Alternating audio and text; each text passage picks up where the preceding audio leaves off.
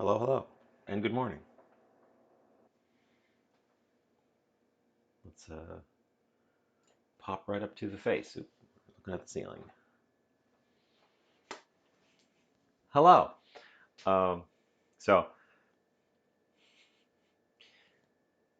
I I had what I thought was a great idea.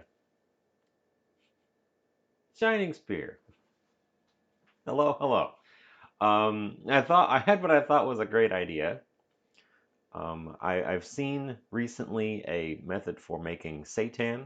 That's wheat gluten meat substitute out of normal flour. And I read through it and I'm like, oh, it's got to rest for 15 minutes, and then you got to wash it, and it takes a while to wash, and it's like seemed like the right amount of time, but I missed the last step, which says let rest in the fridge for at least 8 hours. So we can get up to that point, but then I got to do something else because I can't actually cook with it until it rests up. Um, uh, so we'll do that part, and then it could be a long stream. Um, I didn't plan for 8 hours of filler, so yeah. I guess I'm just gonna figure something else out so that we don't have a boring end. Fortunately, that'll true up a bunch of times, so I won't have to come up with a big, long, elaborate filler. Uh, I do want to get started.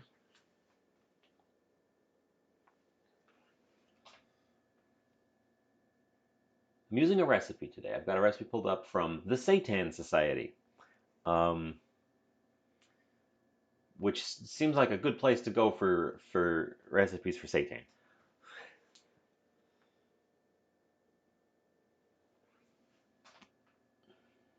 And I've read through it once in full now. I can confirm because I hit that part that said, "Hey, let it rest for 8 hours." Um,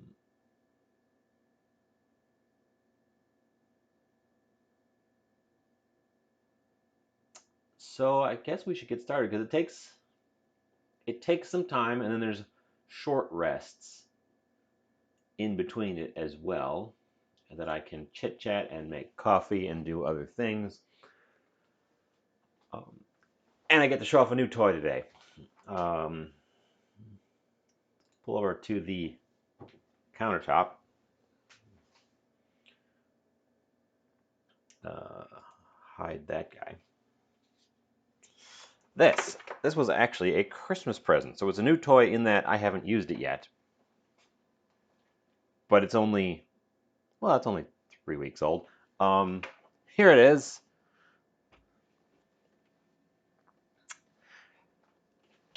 This is the motor part. It's a food processor. And the thing that intrigues me the most about it is this part right here. It comes with a dough blade for making dough in a food processor. And it has a button. I don't know if you can see the buttons very well. One of these buttons says dough. And I'm going to give it a,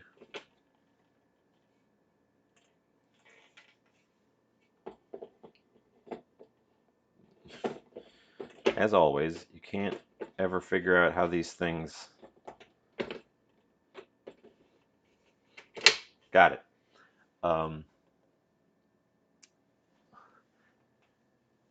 since seitan is literally dough that you then take the starch out of, I thought this was a good way to shortcut that first step of turning our flour into dough.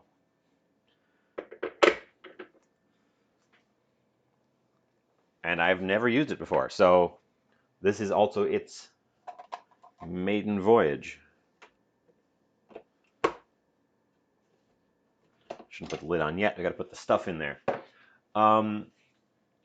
Also, because this is a pretty low hydration dough,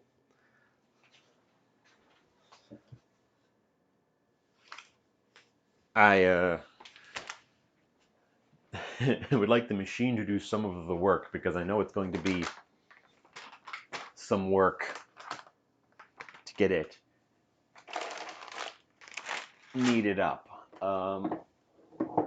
And it's going to have to come out of there and get kneaded by hand anyways. Felix, you are officially first. Welcome in.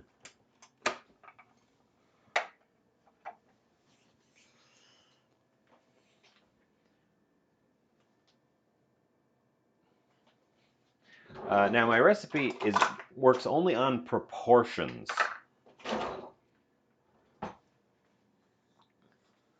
Not fixed amounts. It's just 3-to-1 flour to water and adjust.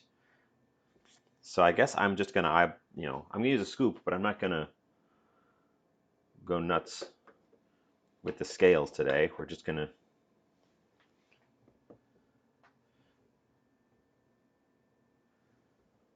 throw some in there.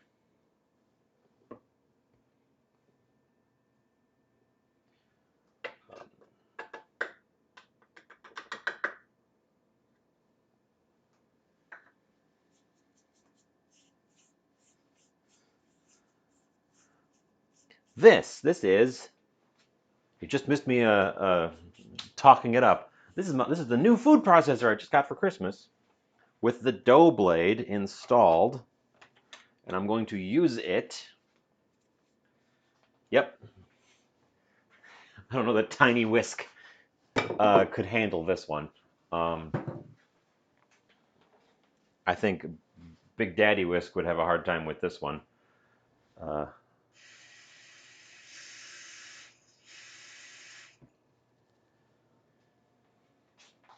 Oops, spilled some water on the floor because I should have taken the thing over there with me.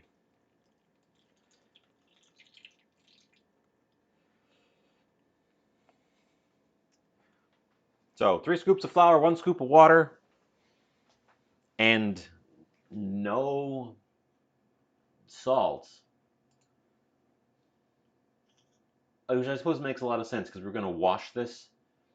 So any salt that's in there would just come out. Any flavoring that you put in at this point would just get dissolved when we get to the washing step. But this is a test drive for this thing. I've never used it. And before I had this, I didn't know that they made food processors with dough attachments. So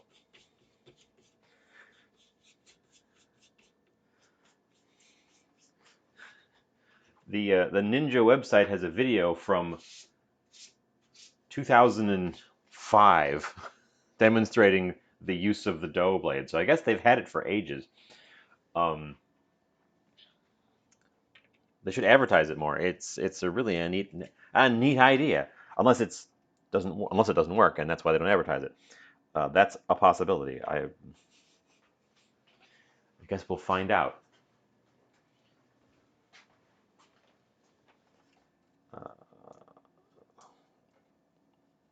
What's it? Okay. I know how chords work.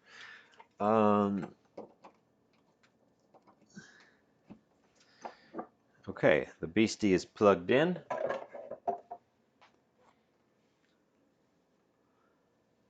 According to my system, an ad is being played. If you're not subbed, you're probably seeing an ad. I've got ad, I'm still feeling out the ad system. I had avoided it, but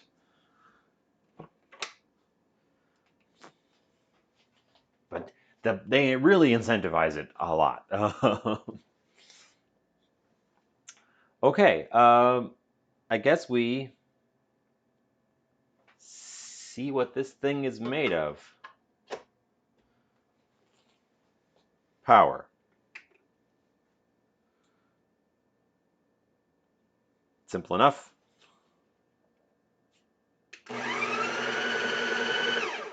That was low. I want dough.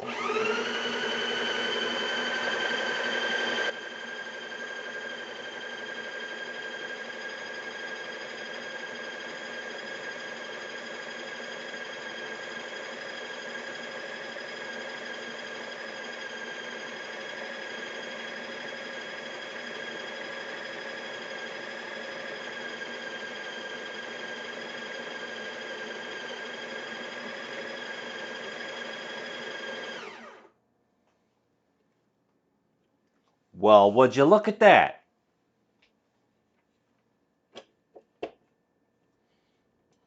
Unlocking the lid disables the power. Huh. It smells like dough. It made little, like, bubbles.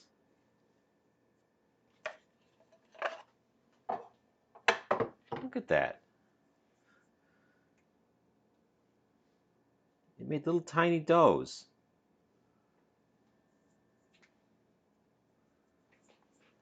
Now, this was a low hydration dough, so that's probably why it didn't form a one big ball, but, huh.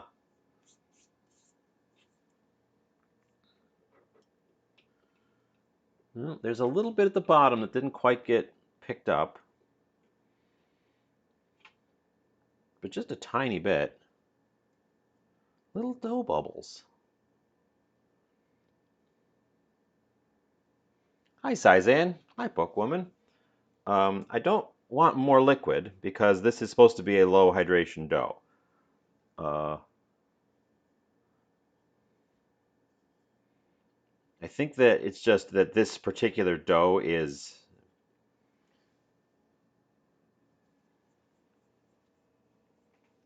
too dry. Or we could run it long. We could have run it longer. I took the blade out now, so now if I put it in there, it would get mashed in. There's just a tiny bit, like it. If I stick it together with my hands, it sticks together. It's just that the blades made these little, funny little bubbles. Huh. I mean, it made dough. It did that first step of taking the loose liquids and flours and combining them. I would say that's a success. Uh,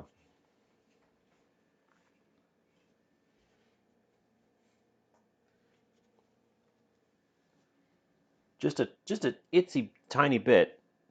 Ooh, and it made it a very stretchy dough. We want to develop a lot of gluten, so I'm glad that it seems like it developed a lot of gluten and made it very springy. Huh. Well, I guess it did its job, so I'm going to set it aside. It's got suction cup feet. I mean, that's the whole point of that thing, right? It does a lot of work in a very short amount of time. Now I just got to make this into a nice smooth. Yeah, I mean, it did 90% of the work on this dough, aside from the kneading. I am pleased. I think that was a success. I think if I was doing a more typical dough, like a bread or a pizza dough that has more water in it, it would have pulled it together into a sticky ball. It's just because this dough has so little water in it.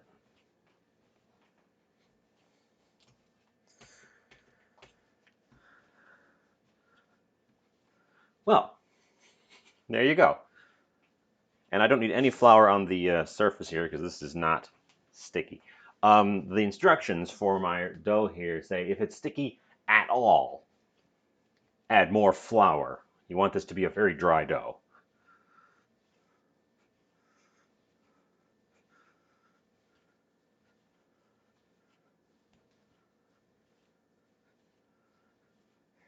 And actually it says you only didn't need it long enough for it to come together, so I probably only needed to smooth it out following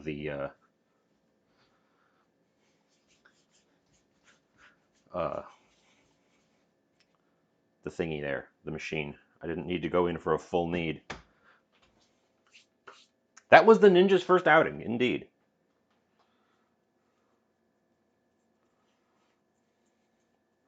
Trying to pinch the bottom together.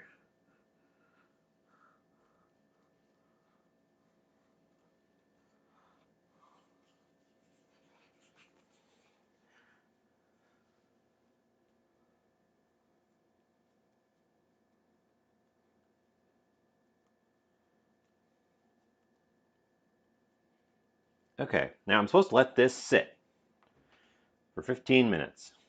So, just naked on the counter. So, watch it do nothing. I did have a plan for this stage of resting. Um, and then, fill this with water first. And that is, I'm going to make coffee. I haven't had coffee this morning.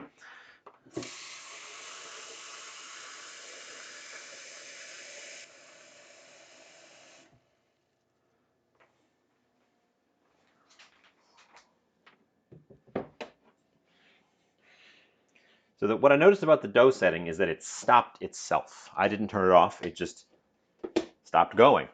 And the point when it stopped, the dough was together. So I guess somebody in Ninja Land figured out how long that thing needs to run to make dough.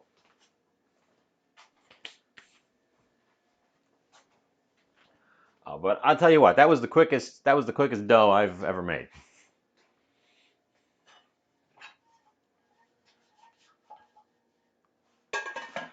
But the fact that it was nice, those little weird like bubbles, I'm curious to run it like that, pull out those little bubbles and see if I can't preserve the little bubbles in something because they were so cute. It was like little beads of dough.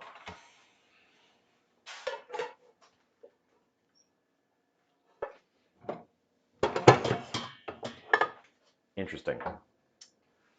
Um, so while that's resting, I'm going to make coffee in the traditional method. We have an electric kettle, French press, with a little bit of residue in the bottom.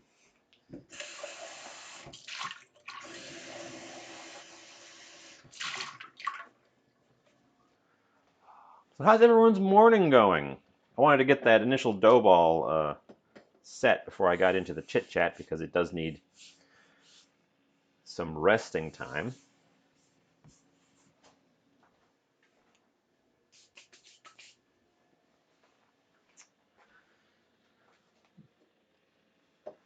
My day's been good so far. I've been doing mostly this. Um, ooh. Yeah, I was working on my Jumpstart Commander Cube, and I kind of stalled out after I got two of the colors finished.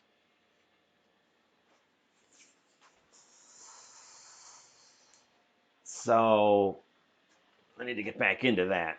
I really want to get just enough to do a play test because I want to test it for power level and fun factor so I can see where I want to tweak everything. I'm worried I'm holding back too much. Um, Otherwise, I've been doing mostly this. I reread my recipe this morning, realized that it has to rest for 8 hours, and then stood around thinking, should I do something else this morning? We were about this close to scrapping the kitchen and going in the other room for Legos, just because, last second change of plans. Um, and then I didn't do that. Put some stuff away here.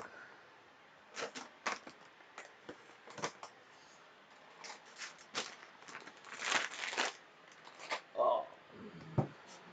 Most of yesterday, I was following the rolling train wreck of Wizards of the Coast,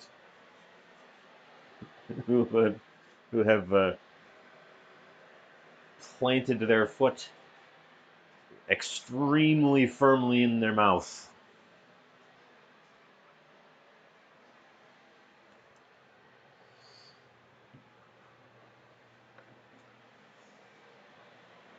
That's exciting. That's exciting in a depressing way. There's no coffee in there. I got to put actual coffee in the thing. Um, I've only got a smidgen left, so I'm just gonna give it a dump instead of trying to measure it.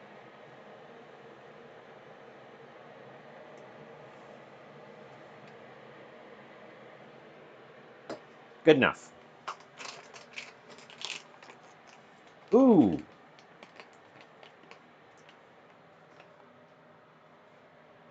I do love a puzzle, as you well know. Um,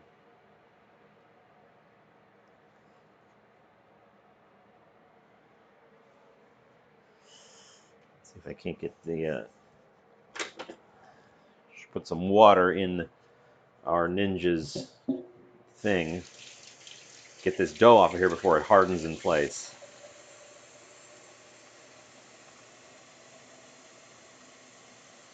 My experience with dough is if you're not going to wash it immediately, make sure the thing is very wet so that the dough doesn't just solidify into a rock, become impossible to get off. Um, so we've filled that with water. Oh.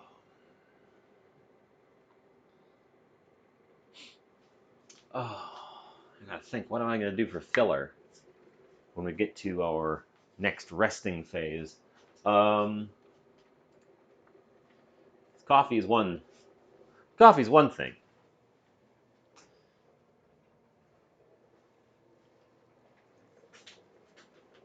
Hey, y'all steamed up. Is it steamy in here, or is it just you?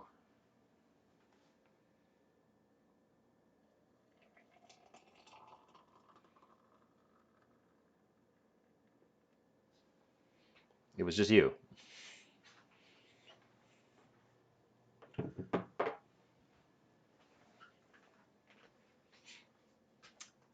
Coffee. Then that needs to sit for about 5 minutes, and then it becomes coffee.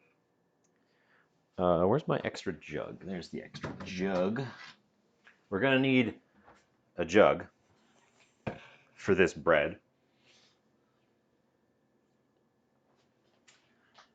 Um,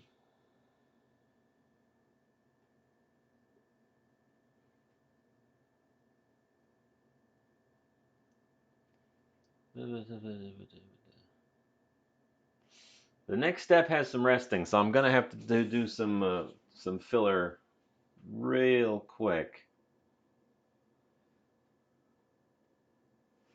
Um, what do you guys want for breakfast or brunch?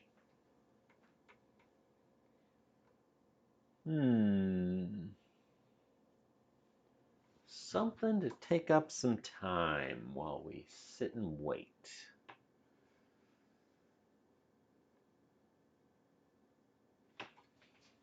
We're going to need this.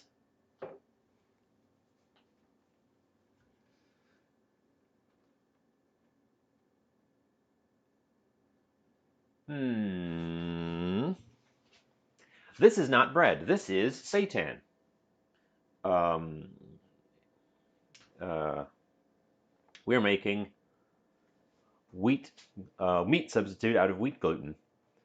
Um, so what we're going to do with this is once it's rested up and the gluten proteins have all started to bind, we're going to wash all the starch out of it, and what's going to be left is just a ball of wheat protein.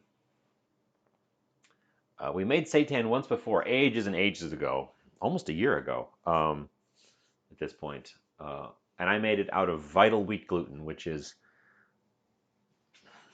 still got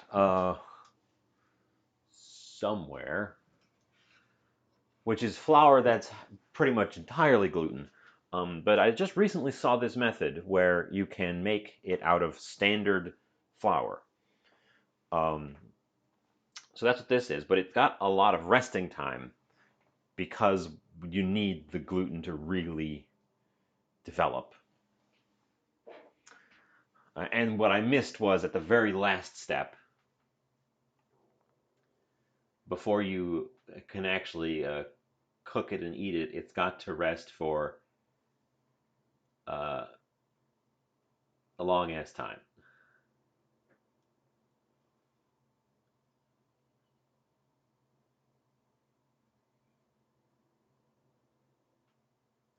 We can give it a try though.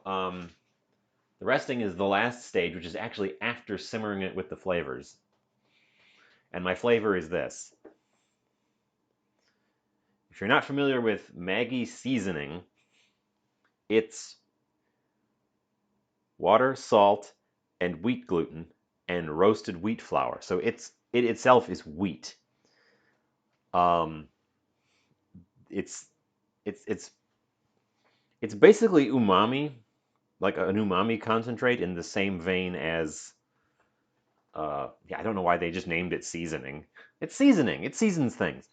Um, it's an umami concentrate in the same vein as a bunch of other ones.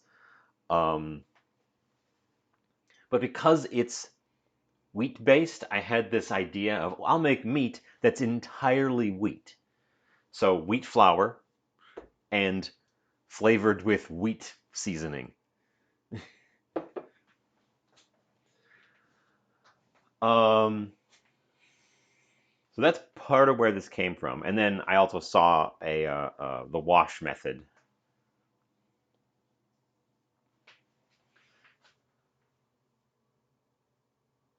It says you can skip the final rest, but the texture won't have firmed up, and it won't be super meaty.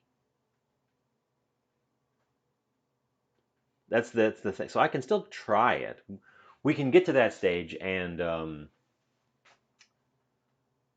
judge what we think.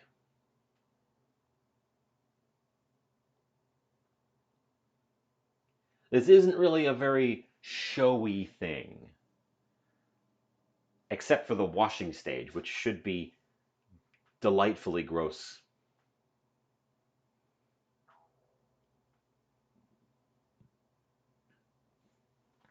Um, get out my bowl of putting things in,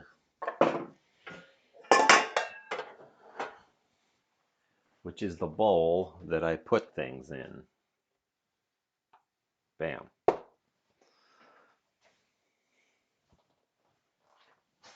In the words of Emerald Lagasse, bam.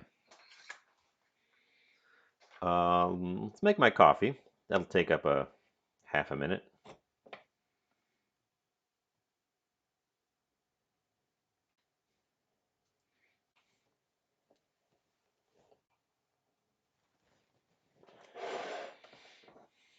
You can see a yellow-bellied sapsucker at the bottom of my cup of coffee. Oh, he's drowning. Drowning in coffee.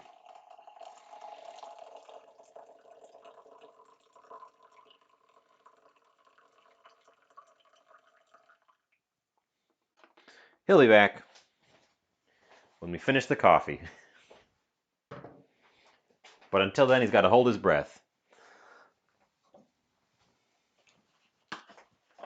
And a dash of cream. Okay. Things we have to work with. I've got. I wasn't watching. Has it been 15 minutes? Probably.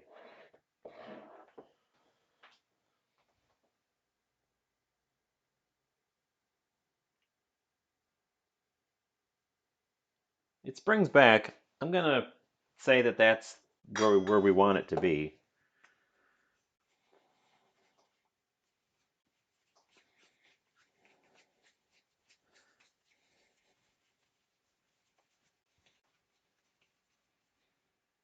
Still got a little butthole at the bottom. Um, Okay, the next fun stage of this. You take it over to the sink and you make it wet.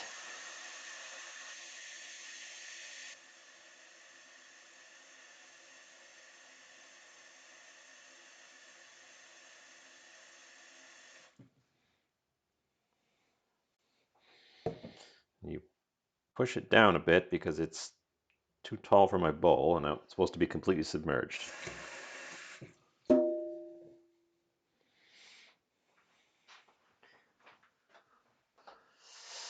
There, now it's a dough ball in a bowl of water. And that needs to go over here and sit. And now we need to actually come up with something else to do because that has to sit there for, it says an hour, but not longer than 10.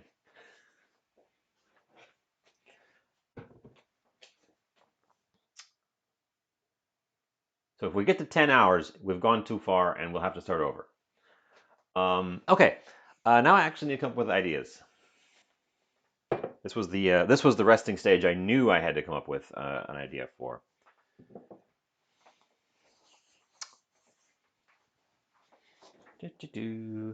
We've got lots of things. I've got mushrooms. I've got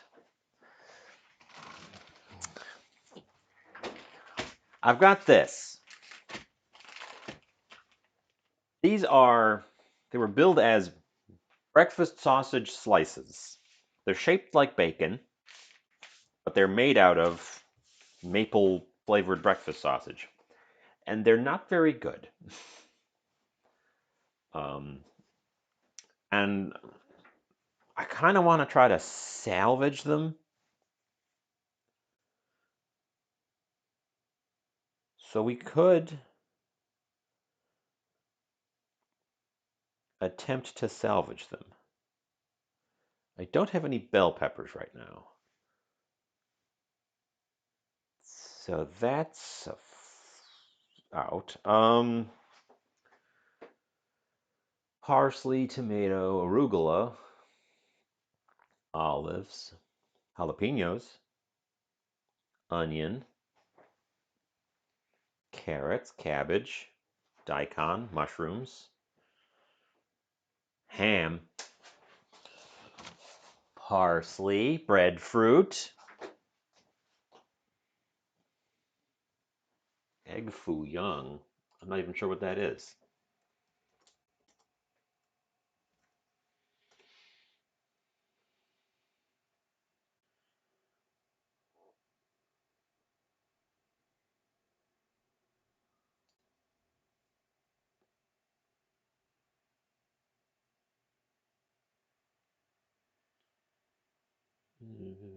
Pancake omelet.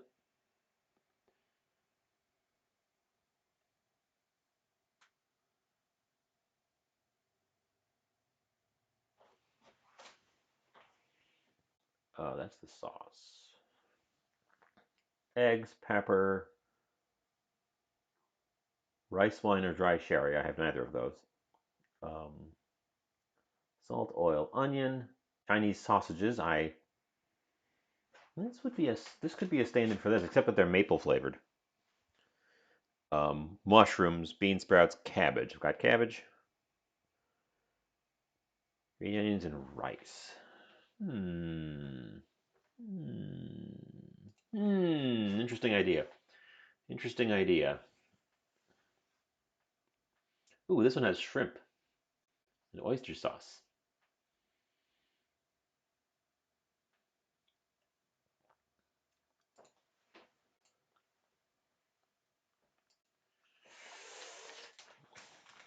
Um,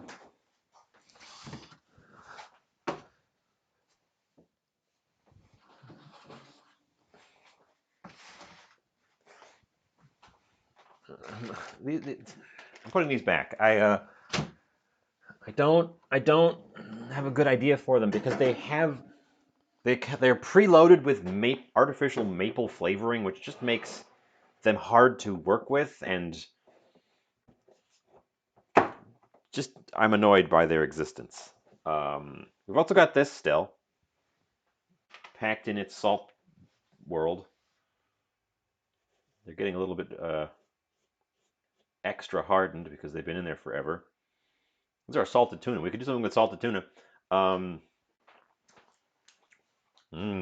Salty. Mmm, very salty.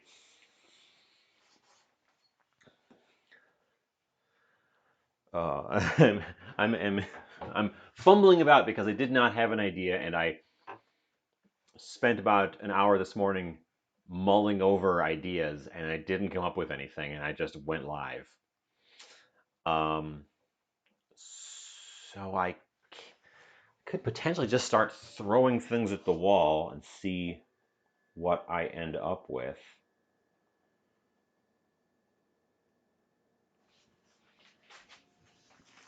What are you guys having for breakfast? Maybe it'll inspire me.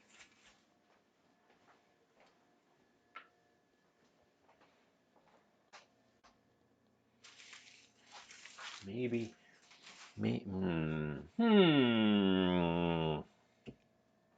Egg and a cereal. Egg cereal.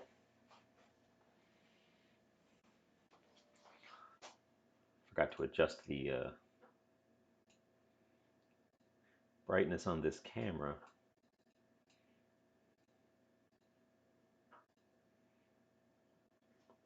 Cereal with blackberries. Never much been into cereal.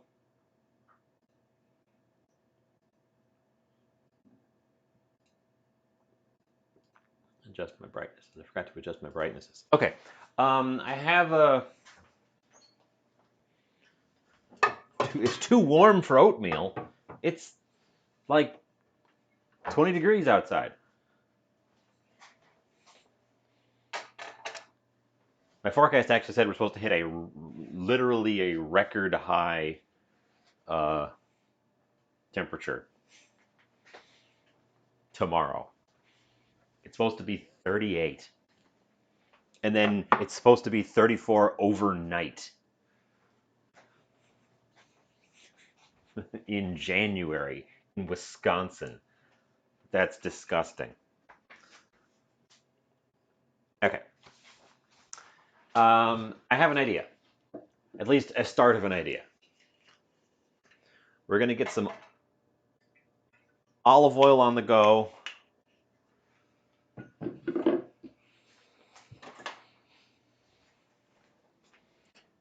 Grab some of this salted tuna.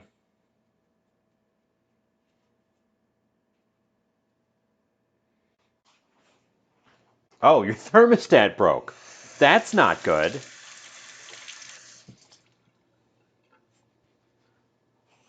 What does that mean? Your furnace just runs continually?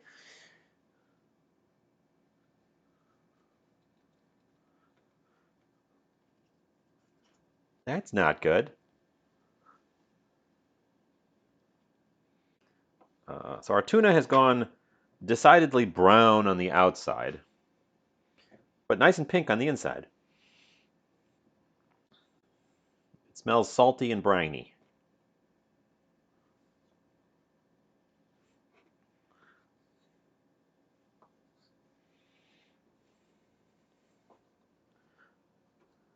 You have to manually turn it off periodically. Oh, gross. My furnace actually had a little blip just yesterday, and it only did it once. Um, so I'm keeping an eye on it, but thus it hasn't had any problems up to that point, and it hasn't had any problems since. So it could have just been a fluke. Where it didn't kick on when the temperature got to its set point, and I had to turn it off and then turn it back on again, and then it kicked on normally and has been working since. Um,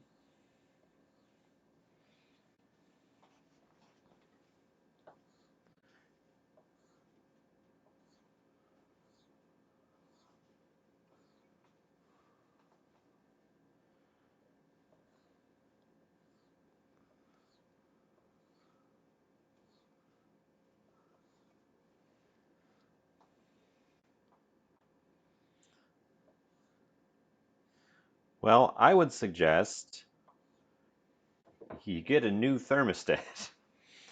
Because it sounds like that one's kaput. Tiny meat cubes. This is our salted tuna. Um, this is more than I would use. I'm in my head. I'm thinking of using it like anchovies, and this is more than I would use if I was using anchovies. So I guess this is going to be very potentially salty, fishy. But we're starting it in the pan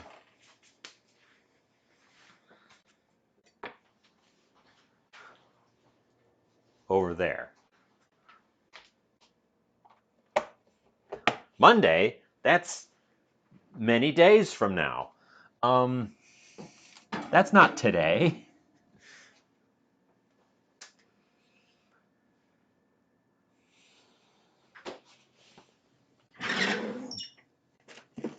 So I'm partially taking your ideas and I'm partially just running with my own. We're starting with a sauce of sorts.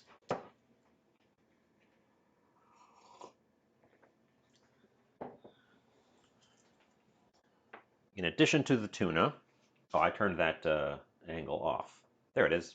Doesn't look like much over there.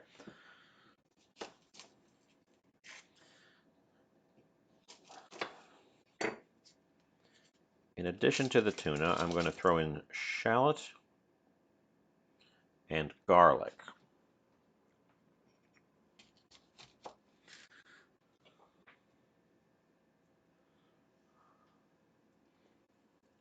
Oh my God. Shining Spear.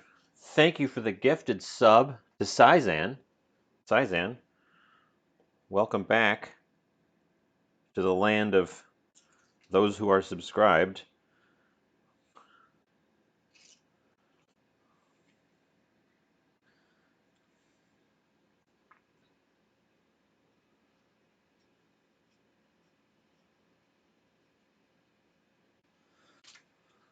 Oops, that goes on the wrong side. That goes there.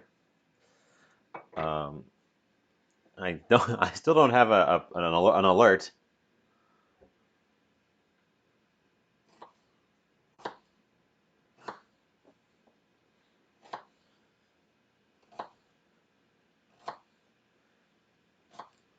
That's one of the things I really need to do is set up actual like alert notifications for actions.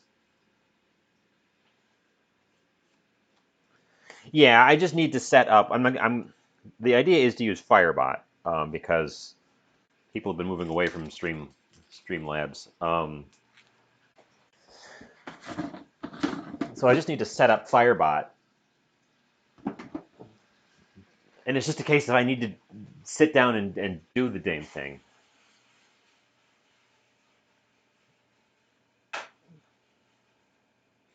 Okay, let's pop over to the stove because look at that.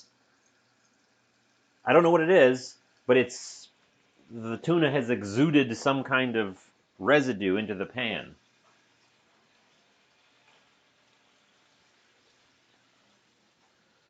Do tell.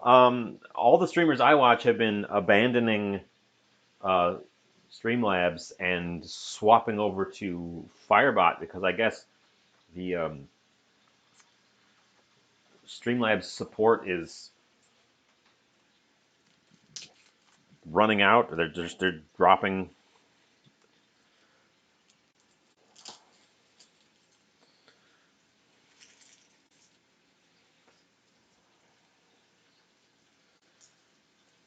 So I need to set up Firebot. Um, I don't know if I don't know how widespread it is, but all the streamers I'm familiar with have been mass exodus from Streamlabs over to Firebot, and a lot of them complain that it works a bit differently, and it has a few features that aren't as good, but it's being actively supported, whereas they're leaving Streamlabs because things are just starting to break.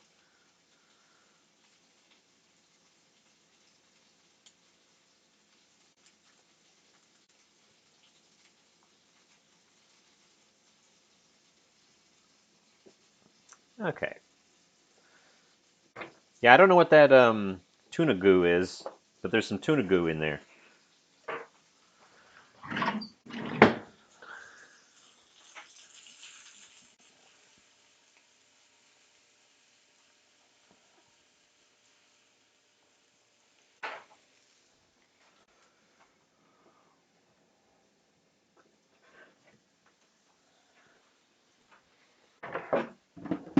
Uh, I know the company, the Streamlabs company,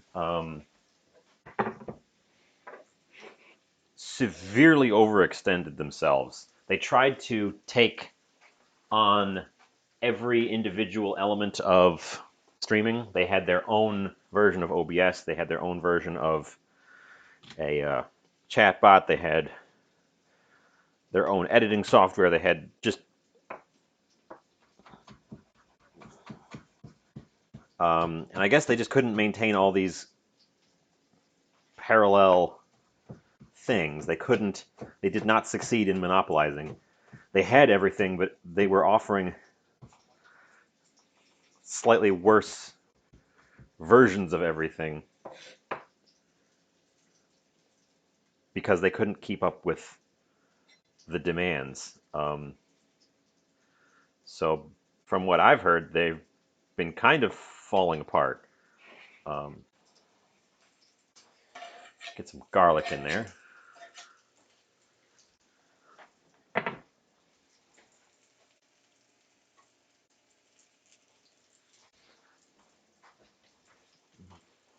Okay, we've got tuna, which is getting very crispy. Shallots, garlic, and olive oil. The tuna is bringing all the salts to this. The garlic is going very crispy very fast. This pan is a little bit too hot for what I'm doing.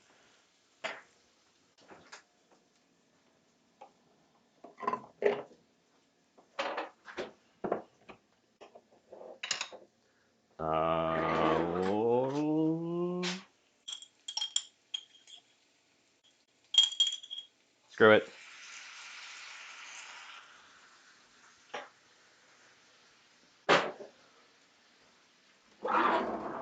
That was a jar of capers. Or rather, that was the dregs of a jar of capers with all the caper juice. Ooh, a lot of vinegar in there.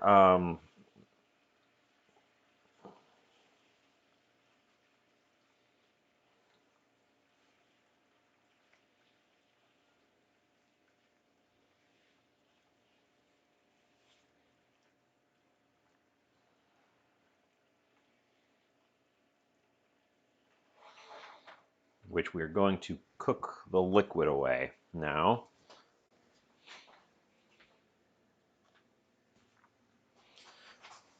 And get out a potato. Potato. Maybe even 2 potato.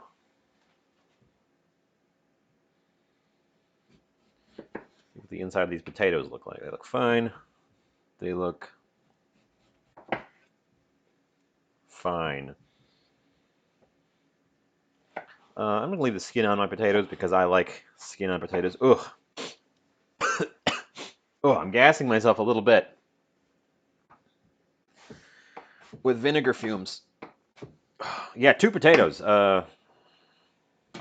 Exciting.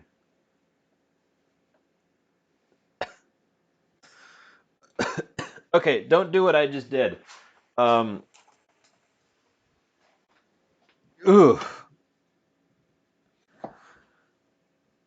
It's hard to breathe in this room.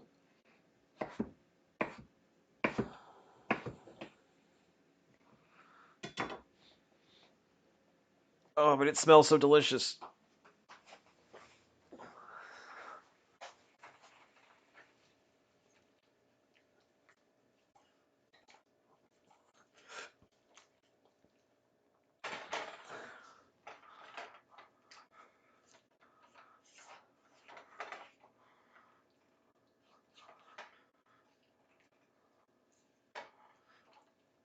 Probably should have done the potatoes first, because they're going to take a while.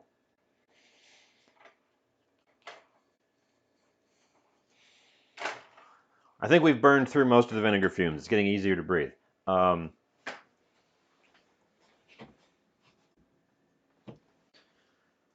I want another potato? I cut the other potato in half already. But now I'm second guessing potato.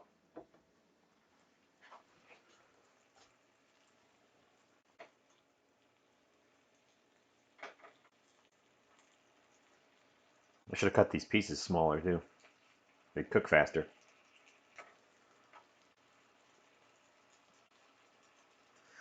Um, you're right. 2 potatoes is too decadent. I'm backpedaling to 1 potato. We're going to save the other potato. I'm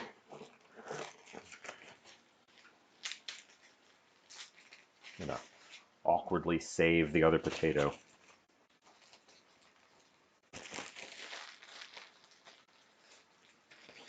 Okay. Don't let me forget, I've got a potato.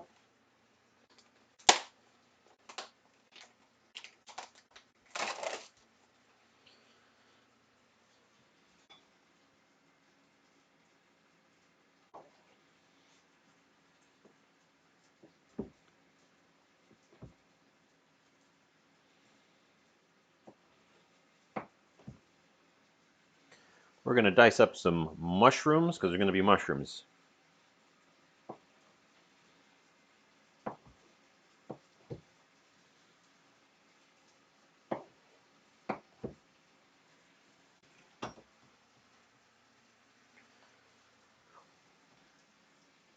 Thank you. Oh, I almost forgot I had a potato.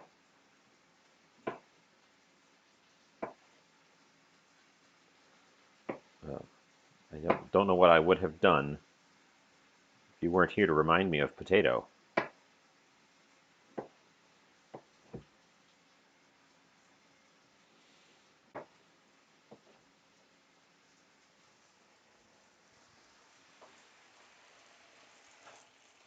Okay, that's what I wanted to have happen. So starchy water is leaking out of the potatoes as they cook. And it's preventing the everything from getting crispy burny, but also thickening up the drippings at the bottom as the starch gets in there. Okay.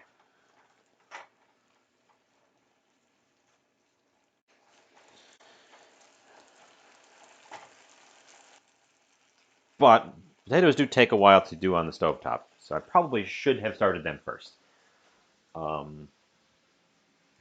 Mushrooms are difficult to overcook. They just kind of shrink, but they shrink because they're producing a lot of water. They have a lot of water in them that just leaks out. So they also should give us some more saucy bottoms to work with.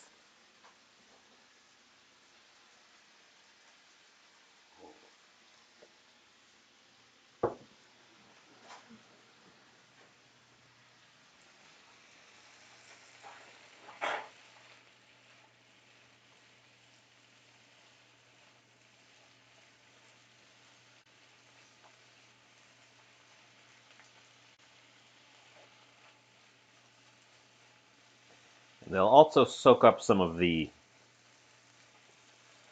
oily drippings at the bottom. I'm going to put a lid on that. I'm going to put a lid on that so that they can attempt to get steamy in there so we can speed up the potatoes a little bit. Indeed, saucy bottoms. I've got mushrooms. Don't let me forget, I've got mushrooms. According to the label, these were hand-picked in 1961.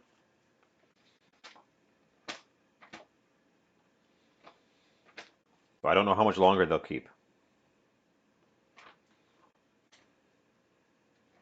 Oh my God, thank you.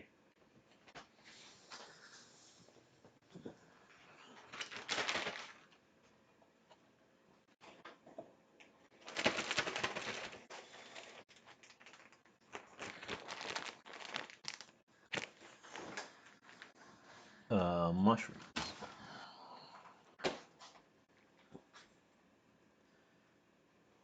Product of Canada. Champignons. Product du Canada.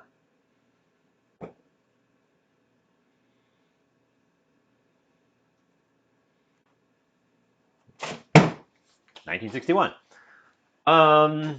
Okay. So, what's in my head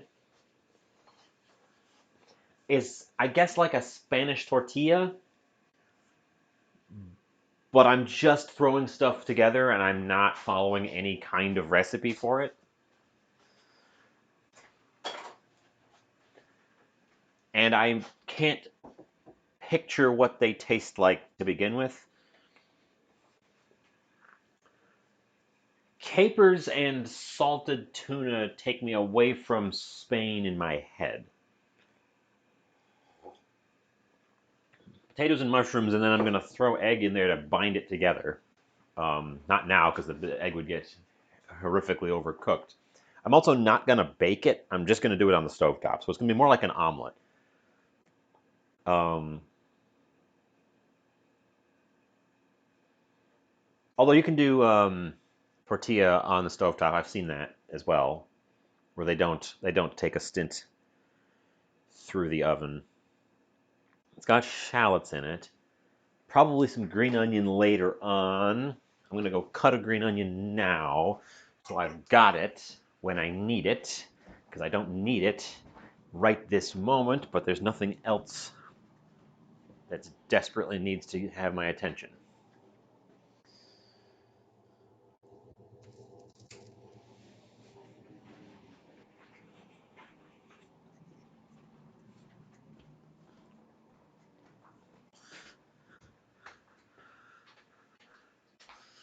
By the way, if you haven't tried replanting your green onion bottoms, and then just harvesting green onions forever for free, give it a go.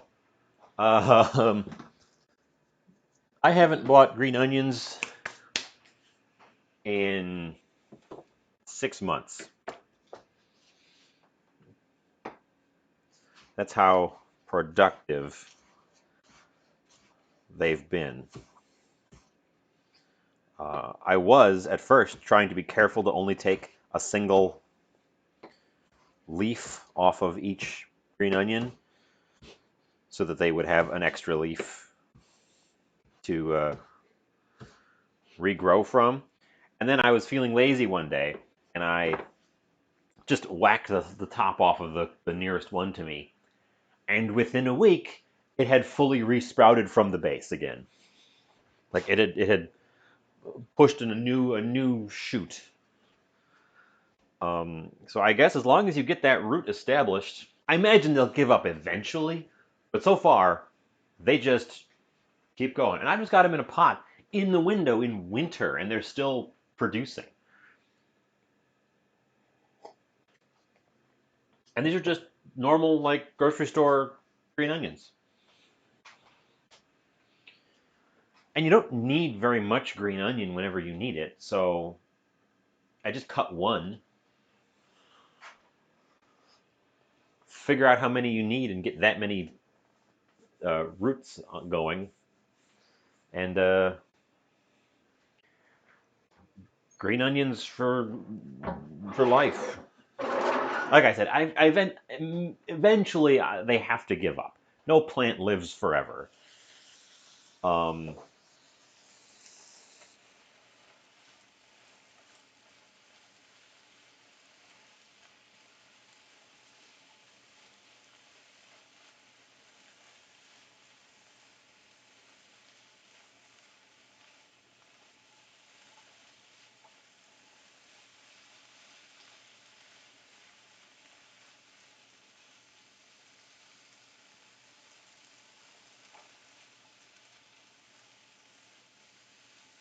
And I started them in the summer, so maybe starting them in the winter would be hard. When I started them, it was the height of summer and it was warm weather, and I took care of them, got them started. But now that they're in there, they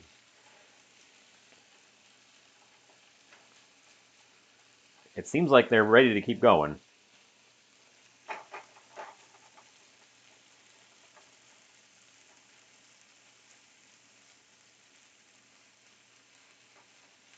Okay, I need to test these potatoes for softness.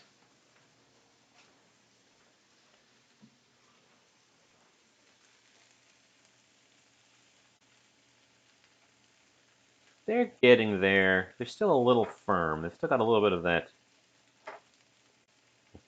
resist to them. They don't fall off the knife, for one thing, but they're getting there.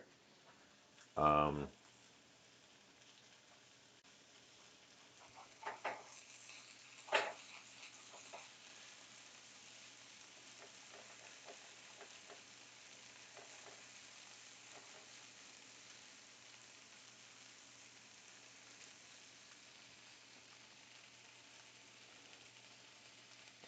After my success with the green onions, I actually picked up some chives, and I thought I could do the same thing with chives.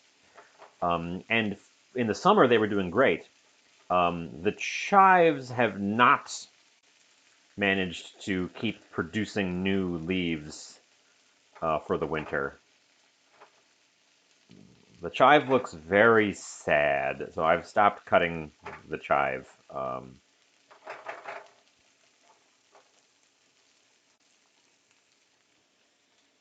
The chive is rather unhappy with its lot in winter. It's not going brown on me. It's just gone kind of droopy, and it's not throwing up any new leaves. It's waiting for conditions to improve, and they're not going to improve for a couple months now, so he's got a bit of a wait. What? Ooh, actually, this was another gift to me. We might use it. Um,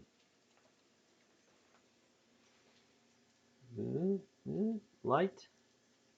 Bomba de Calabria. Calabrian chilies in oil. I should taste them as is, so I know what I'm getting into before I get into it. And that's why we have this tiny tasting fork for tasting.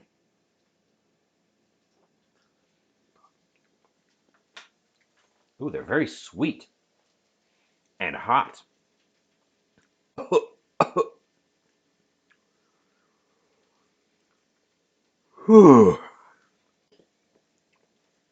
Okay, they got a bite. They got a really good flavor. They got a strong fruity pepper flavor. But they've also got a strong spicy bite to them. So I would say add a small amount of that to stuff. They're real tasty, but use just a little bit. Oh, yeah, good idea. Thank you for the moisten.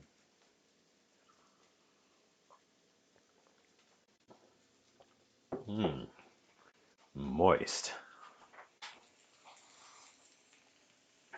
Ugh. Okay, so I love the flavor. I got to figure out how to apply it because I can't just slop that on top. That's too punchy by itself. It needs to be added to something. Wow, the flavor is great. It doesn't, the burn doesn't linger either. It hits you really hard and then it kind of fades away. Um,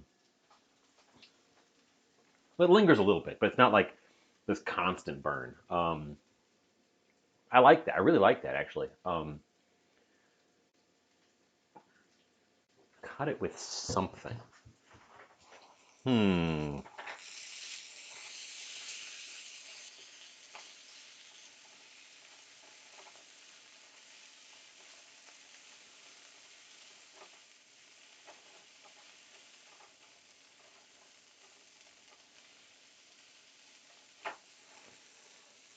think we need a dash more oil in the pan. My mushrooms and potatoes have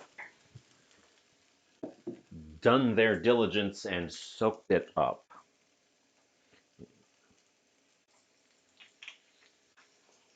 And everybody's developing some strong browning as well, since I took the lid off and it's not steaming in there anymore. So the purpose of putting the lid on was to trap steam, which helps everything cook without drying out, and also helps increase the amount of heat that's being trapped in there, because the steam pressure gets heat on the top part, focused or traps steamy heat on top of the potatoes to cook them, so they're not just getting heat from the bottom; they're getting heat from the top. Um, let's ask the internet. Spanish tortilla. What goes into one of these? Potato, egg, open-faced omelet derives most of its flavor from olive oil, onions, or scallions.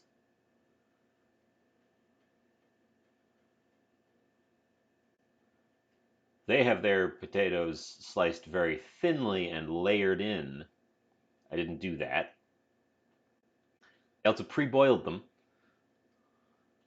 This is fancy nonsense.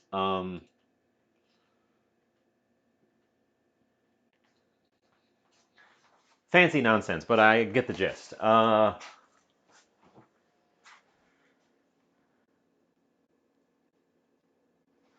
Okay. Since it's fancy nonsense that I got the gist of, I think I know where I'm going to take that. I want to get these Calabria chilies in here. So, we will take a dollop of them.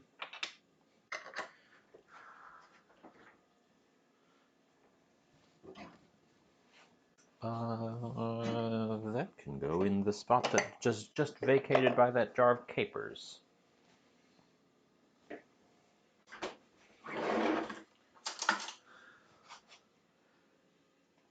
And a dollop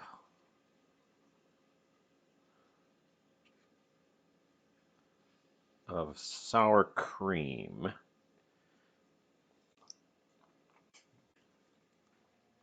Because I don't have creme fraiche.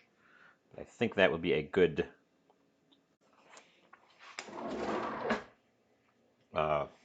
vessel, medium, to carry the pepper into my dish.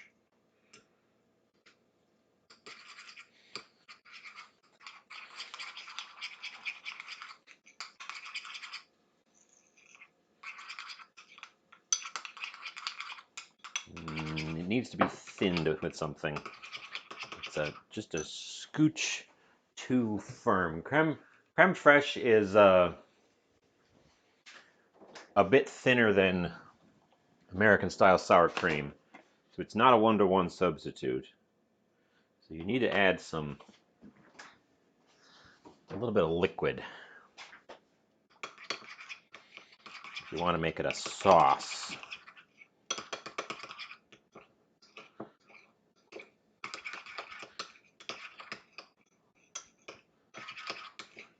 Okay. We should give this a taste before I say it's good.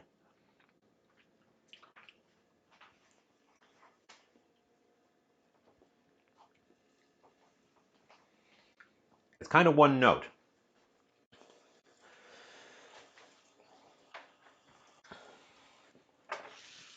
Let's take a look in here. Ooh, we're getting... Oh no, I overdid it. Shoot.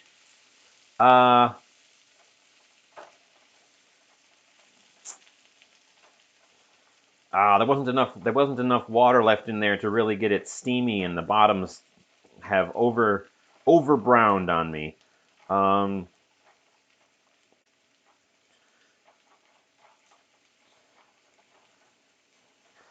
it's not a catastrophe, but it's uh, a less than ideal outcome. Temperature down.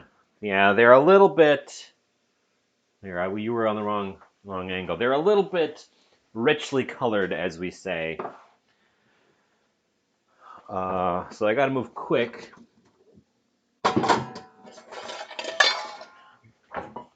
Adding the egg. Oh my God! Look at the size of that egg.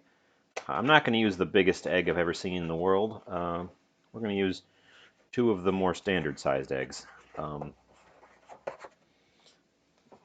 The egg will stop the things from crisping up anymore.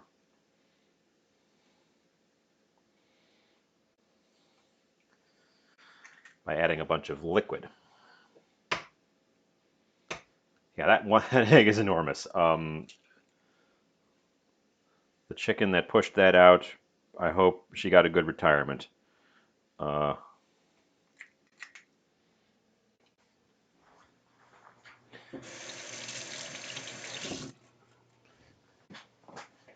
We gotta work. We gotta work quickly here.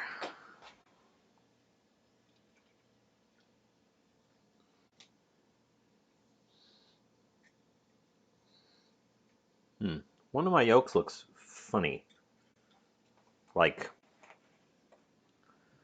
blurry around the edges. But the egg smells fine, and these are pretty new eggs. And it didn't break the yolk.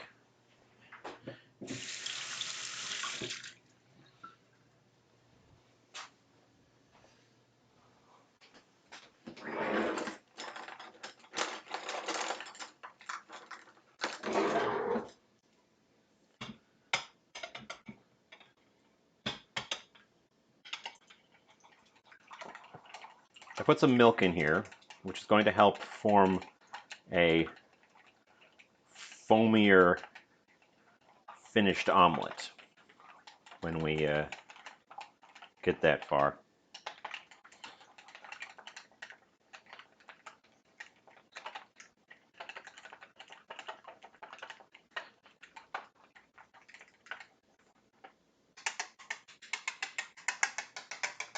And when we get that far is right now, because we got to get this in the pan before our ingredients get any toastier.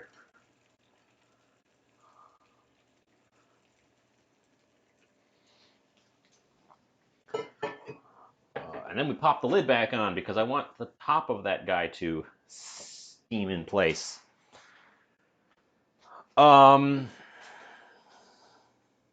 Still a little bit too hot.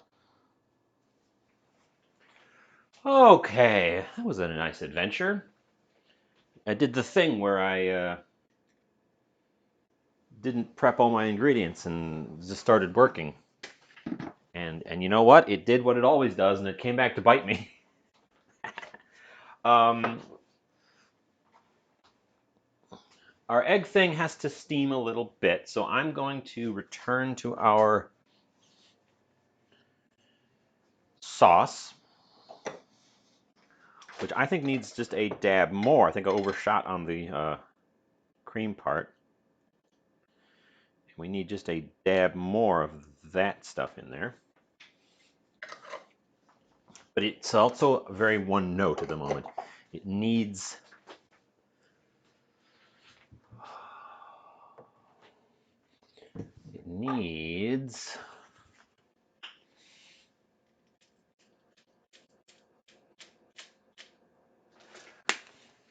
some garlic powder, some black pepper, some smoked paprika.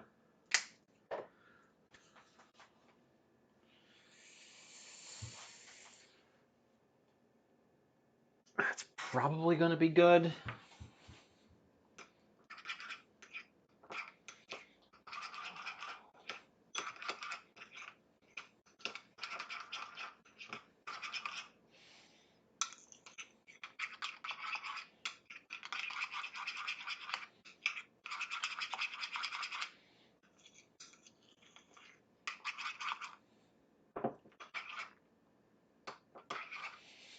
We made your standard fast food orange sauce.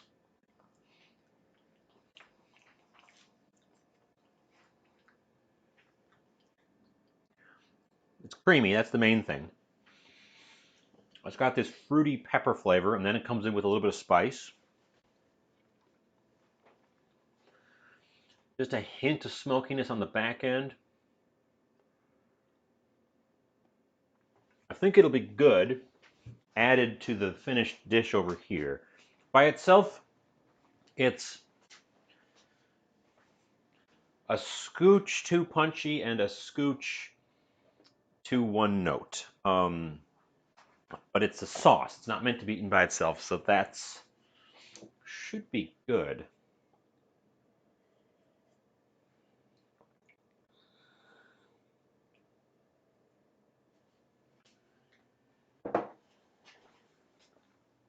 And don't forget, this is the filling time while we wait for this ball of dough in its bowl of water to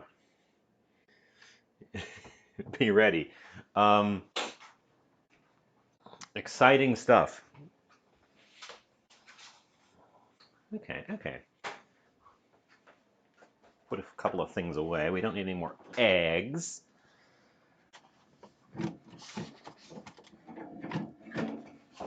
Oh, there's tuna in here too. That's right. This is gonna taste interesting. I would love to flip this thing because there's a little bit of, you can't even see it. There's a little bit of unset egg right in the middle, but it's clearly set around the edges, and I can see it starting to brown a little bit. So I would love to figure out how to flip this thing just to finish off the other face here. But I made it kind of big.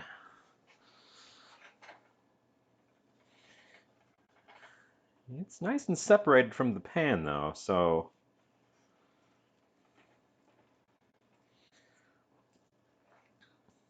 ooh, the potatoes are giving it a little bit of structural problems. I bet you if I just flipped it onto a plate, it would finish cooking that middle bit from residuals. So I think we're going to do that. So here,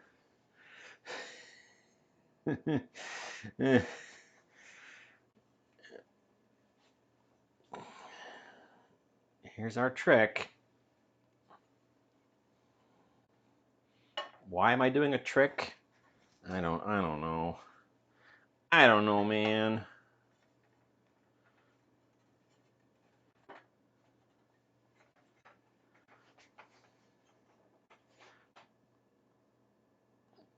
Two, three, flip.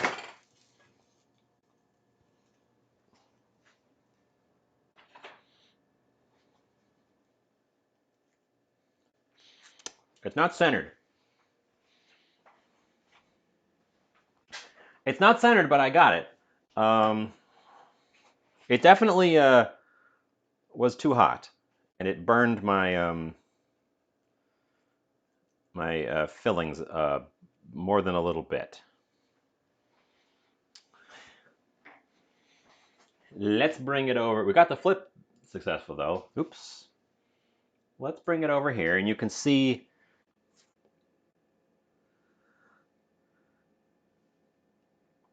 it's got a few little burned bits there.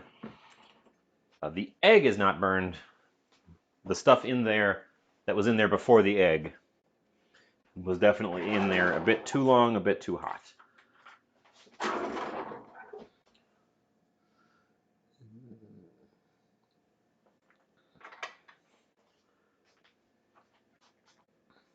I want this sauce to be a little bit more saucy.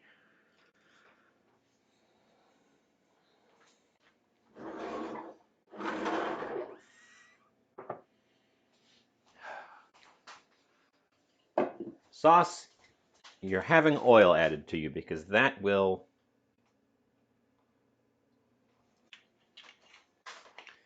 loosen you up.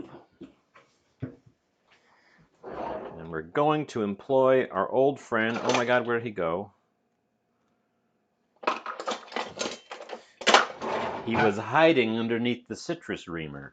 The tiny whisk is going to pull this sauce together and make it saucy.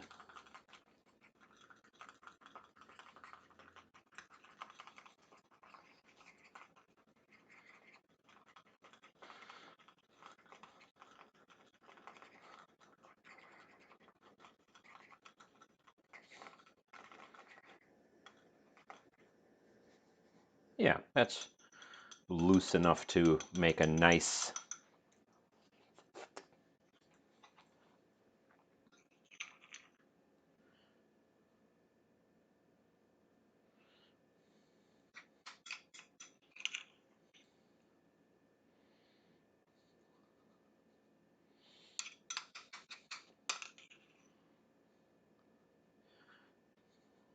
I guess I'm not going to cover up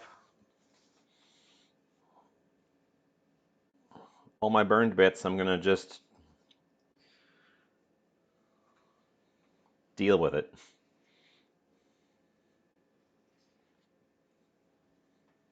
Okay. Behold, I made a Spanish-ish tortilla-ish in the time it took my dough ball to rest. Let's go take a picture. And then we are actually just exactly on time to wash out that dough.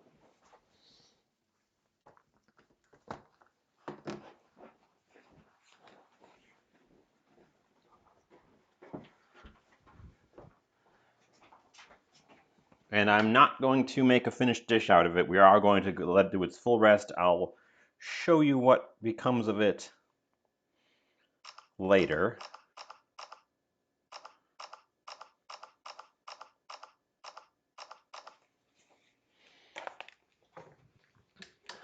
Since I've got a meal right here, I don't need to make another one.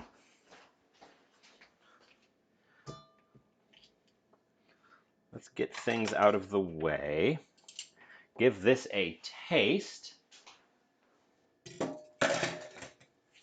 And then, yes, exactly. I'll start nibbling on it while we're working on the dough wash, which is the thing I'm most curious about is the washing of the dough.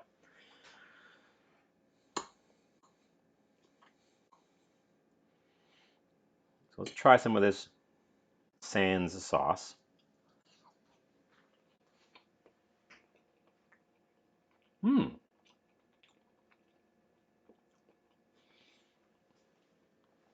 No burned flavor.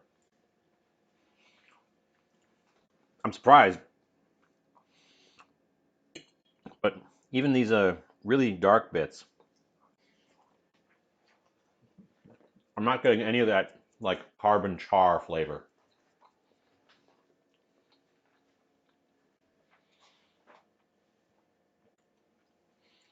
The salted tuna comes through really gently. I think it gave up a lot of its salt in the initial cook. It's a little bit chewy. I think it could have gone in a little bit later. I think if I had plotted this out, I would have started with the potatoes. They're just cooked, and a lot of other things are a little bit over. Potatoes are perfectly cooked. Everything else is a little bit over. So I think that was the mistake. But I didn't have a plan when I started. I was just throwing stuff in the pan. Let's try it with the sauce.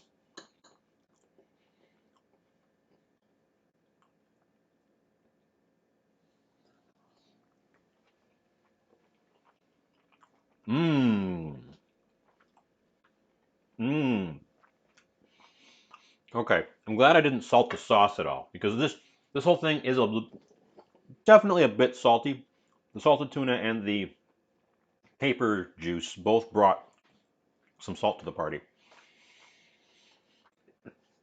and it doesn't like hit you like, "Ooh, that's too salty." But having it with the counterpoint of this creamy, not salty sauce, I can tell in my mouth how it's balancing it back out.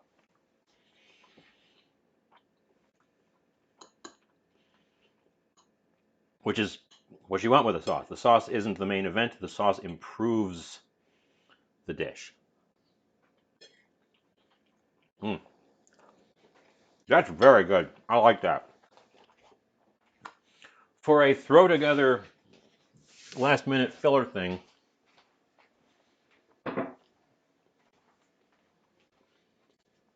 that's darn good. Can recommend. Dig out your stashes of salted tuna and make this.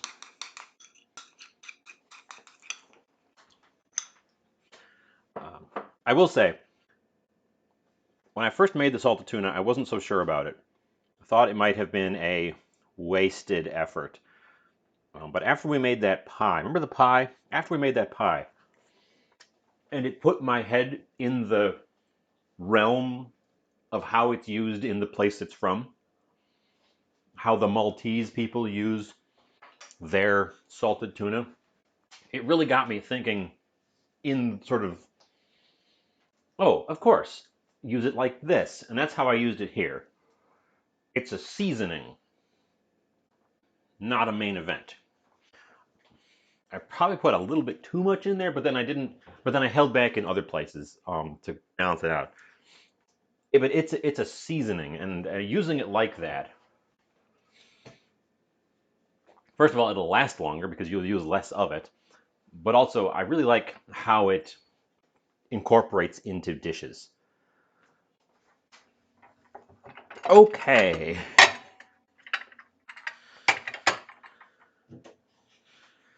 Now the fun part,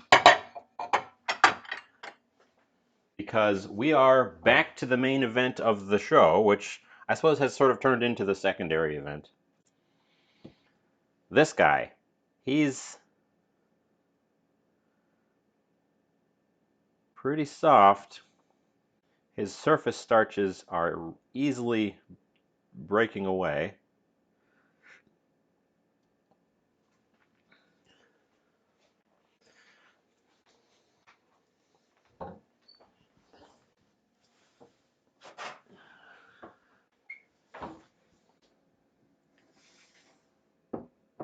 I'm going to transfer him to a bigger bowl so I don't make a sloppy mess as I do this.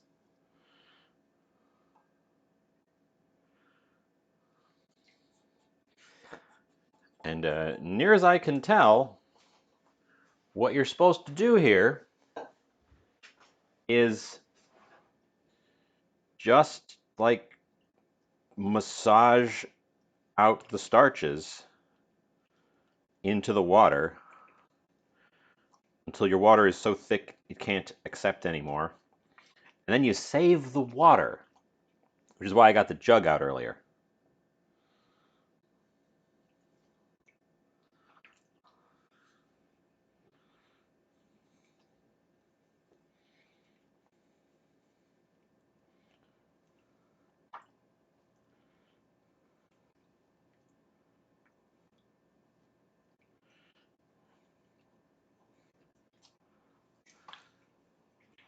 Mmm, gross.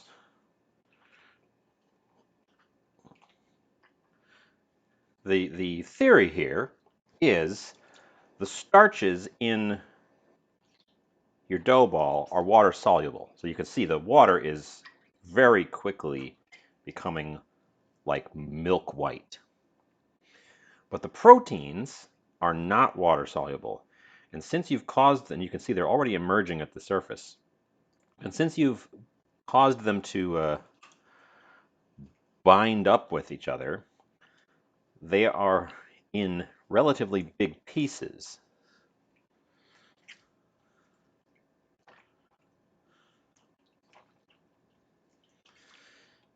so they won't disintegrate into the water. They will stay together. And as you remove more and more starch,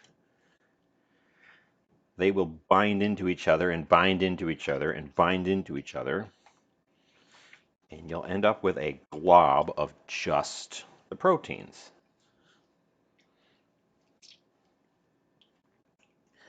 And I've been instructed to not discard this water. Because if you let this rest, the starches are supposed to settle out, and then you can pour the water off and have this concentrated starch slurry that itself has a bunch of uses.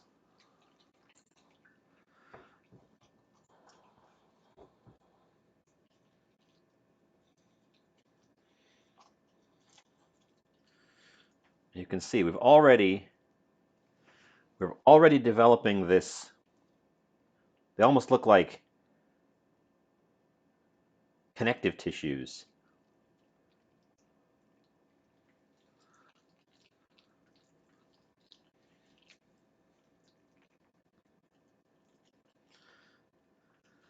Exciting. We're already there. This isn't taking very long at all.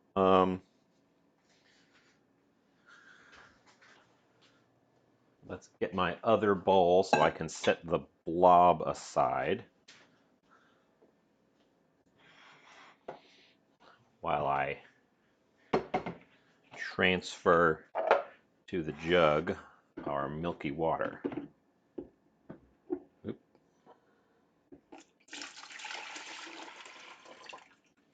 Nope, there are a few little chunks in there. I think I'm going to run this through the strainer.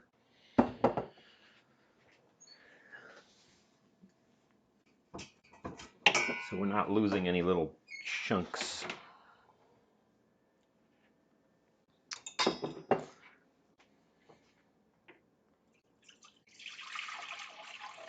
Yep. Because we don't want to lose those. That's our gluten right there. Oh, and there's some in the jug still. Interesting, huh?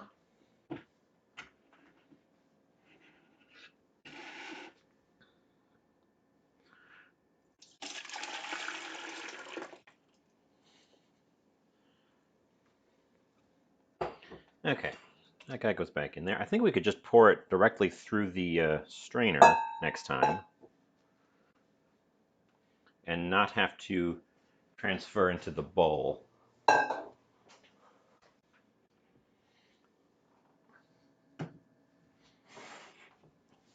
But we do need some more water.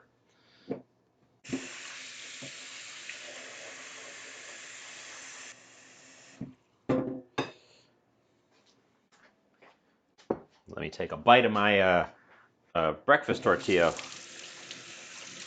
rinse a little bit of my hands off, and it's just starch on your hands, so it rinses off like instantly. But I do need to enjoy this while it's still fresh. Mm.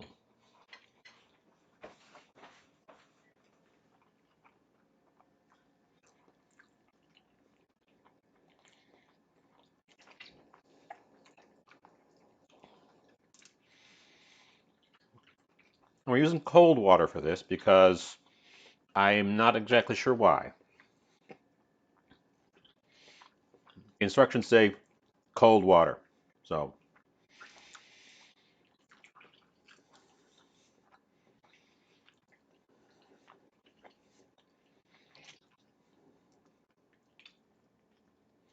And I guess I'm kind of just kneading it, but in water. Because I want the protein. Yeah, because look at this. How quickly it's turning into this sort of. I bet you if I let this rest for twice as long, or I really went nuts on the kneading it,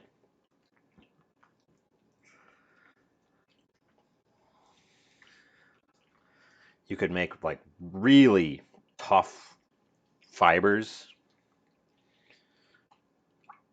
As it stands, I am using sort of the minimum times because I was trying to get through it. But it seems like it's working, and I don't even think I'm gonna. I was worried I might have to do more washes than my jug could handle, but I don't think so at this stage because we're getting there.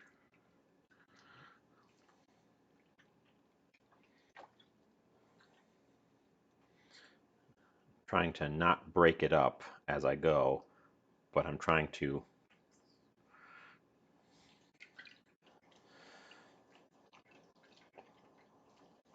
sort of give it force, but not break it apart.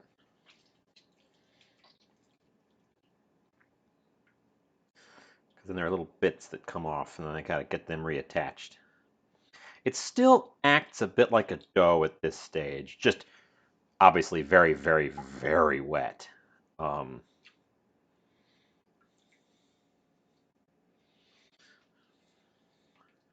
where it sticks back to itself.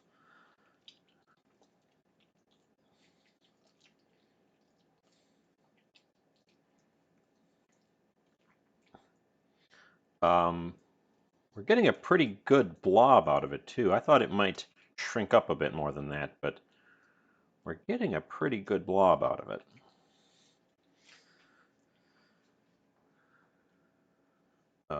I'm not even going to move my jug. It's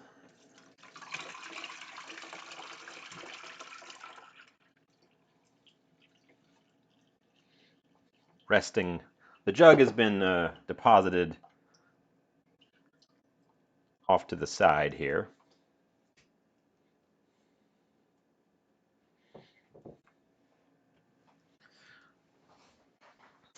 Moving in for our third wash.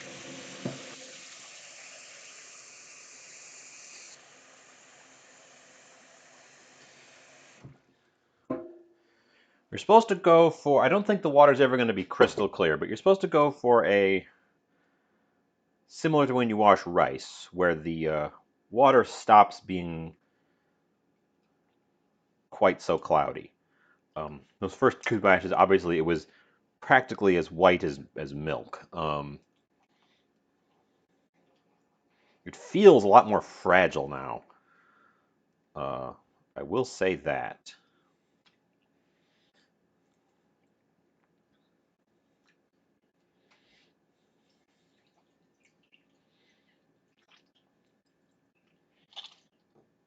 I don't know that it is more fragile, but it feels like it's not quite holding together. And there are a few little bits that keep wanting to fall off. I'm sure that part of this is just the fact that it needs to rest to firm up and get that meaty texture we're looking for.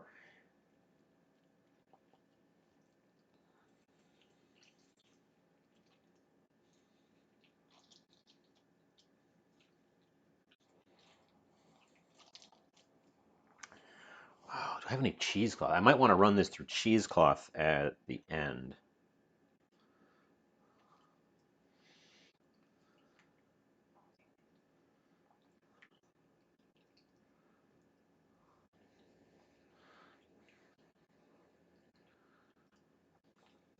Yeah, my blob is really de-blobifying.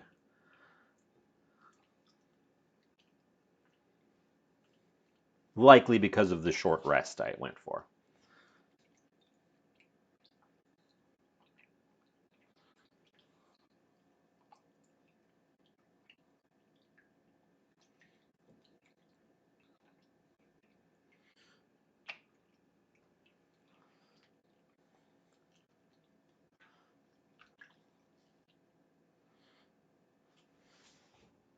Our water is still basically milk white.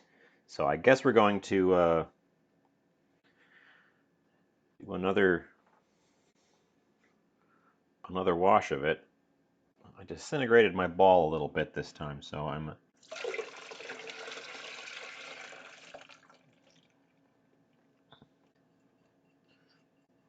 just a tiny bit concerned that I didn't let it rest long enough or didn't need it enough to begin with.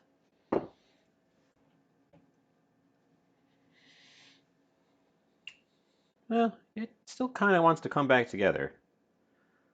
I'm going to try kneading it in the bowl now, just to see if I can't get it to hold a little bit before I put more water in.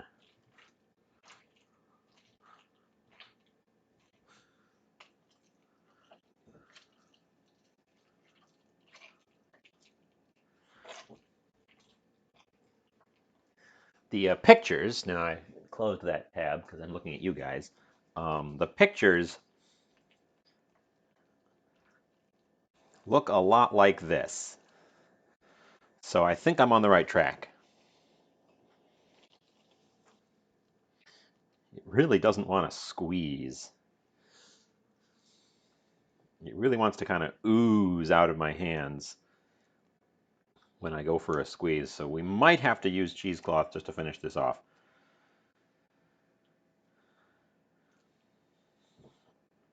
But I think we're nearly there. Making a tiny bit of a mess with it. I'm actually going to rinse the bowl itself to get a better gauge of how much comes out.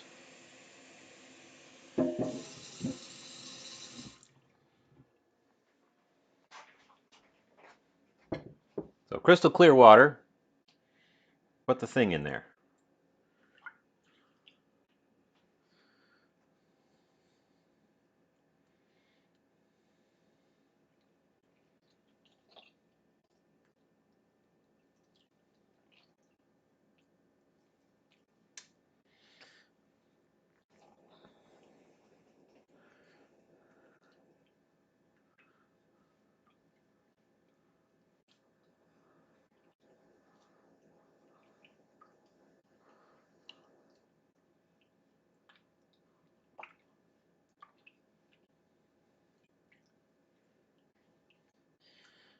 Yeah, it is. It's the amount it changes at each stage is really surprising, and it's feeling very fragile, and there's little bits coming off of it. So running it through the strainer is definitely a must at this phase. These like straps that have formed in here, though, I want more of. I really want more of those. Um, a lot of this kind of feels like it didn't develop the strands enough, but some of these look really like almost like tendons.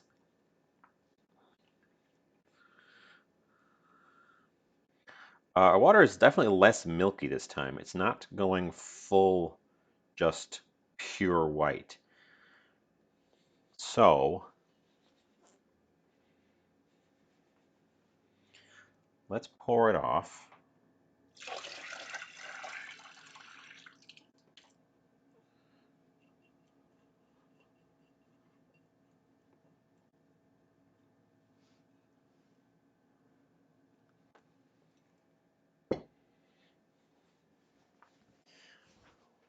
Pour it off, rinse my hands.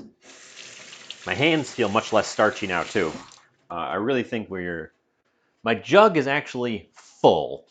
Um, so if I want to do any more, we're just going to dump the water out. But that seems like it's fine at this stage because I'm not getting nearly as much starch in the water.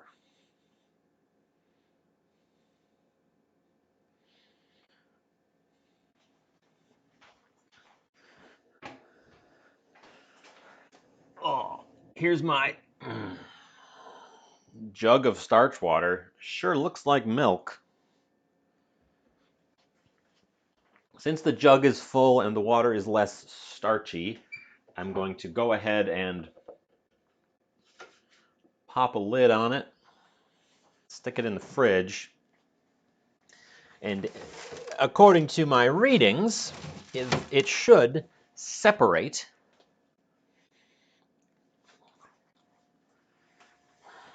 not completely, but mostly separate, with the starch concentrating toward the bottom and clearer water at the top. And then you can pour the clear water off, and the starch slurry can be used to make crepes, or there's recipes for wheat starch bacon. So not a discard option. It's a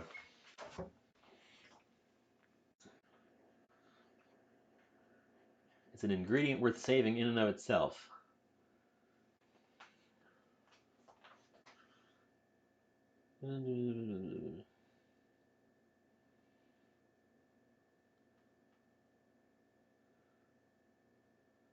Repeat until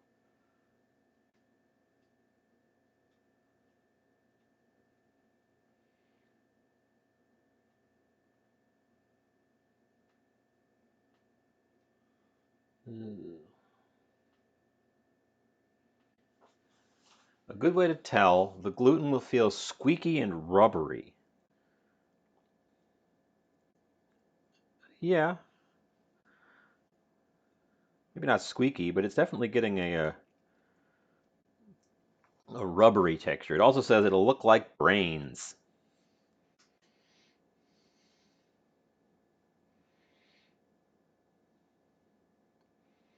Uh, the whiter, milkier you leave the water, the more starch remaining will yield a softer seitan. If you wash all the starch until the water runs totally clear, it is often described as rubbery. So maybe don't go clear, clear, clear. Our last wash, I could still see my fingers through the water. So maybe I'll give it one last rinse just to see how it goes.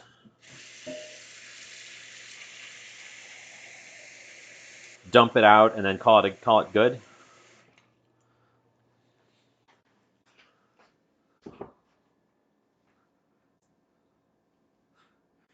It see what I just said, doesn't feel squeaky. If I press it down against the glass bowl, it does. It like has that feeling as though if it were in air it would make a squeak. It's also holding together. As soon as I get it out of the water and let it sort of start resting, it really wants to hold together. The water breaks it up again, but I can see why it needs to rest to form the meat texture.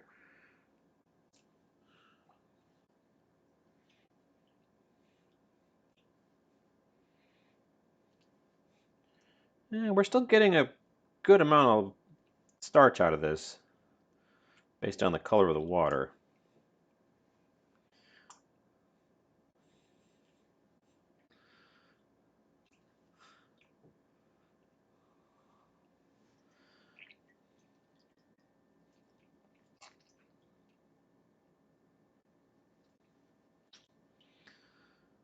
I'm not losing pieces as much. What do you think? For those of you in chat who are experienced with making seitan via the wash method, what do you think? Does that need more washing, or is that a nice little blob?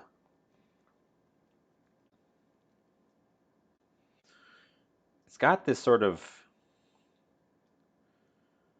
stringiness to it. And I'm not seeing really any pieces that look like standard bread dough.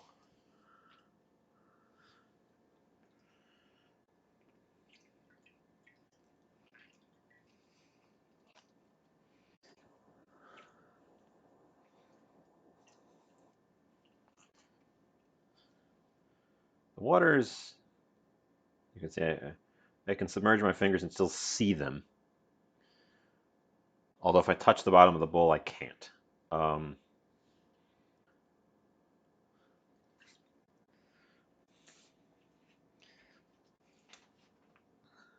hmm. Hmm. One of those cases of I've never done this before, so I'm not sure. I think you could stop now or go further based on your personal taste. But I don't know it.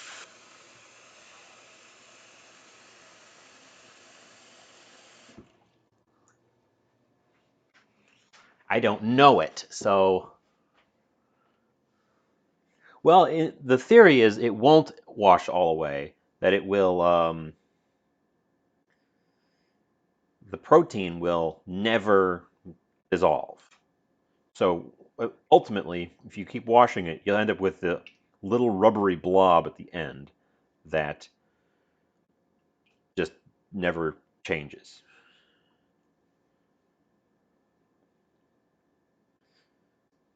Because the proteins are not water soluble.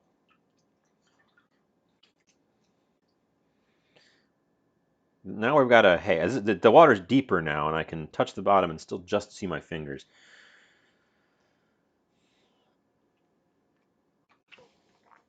So I guess, yeah, I'm going to go with my gut.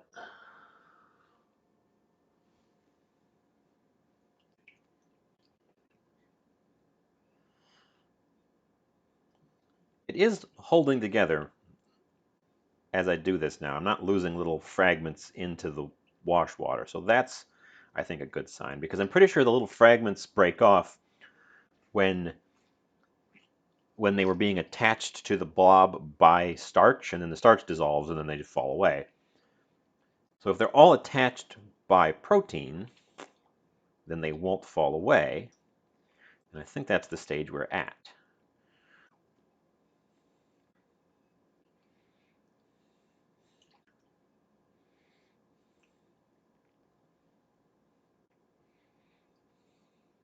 I'm not getting any pieces.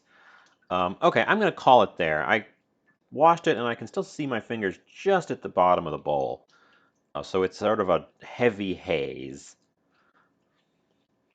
Our blob is maybe a quarter the size it was to start with.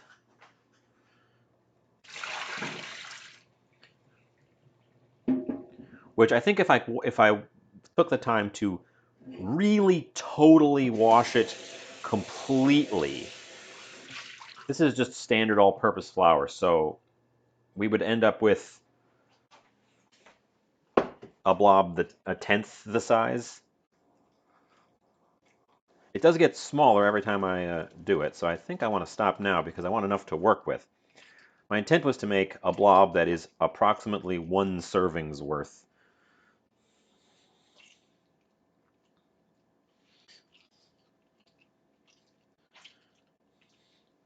Um, let's see, I gotta scroll down. Step 7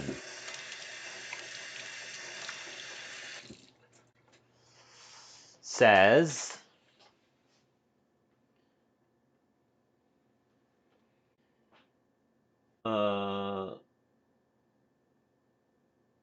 let it rest in the colander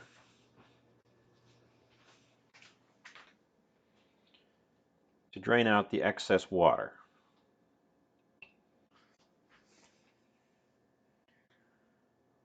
If you're adding additional spices or proteins,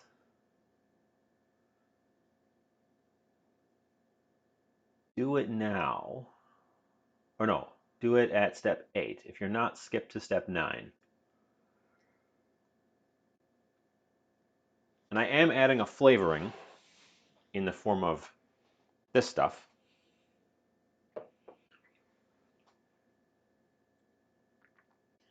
So let's get out another little bowl.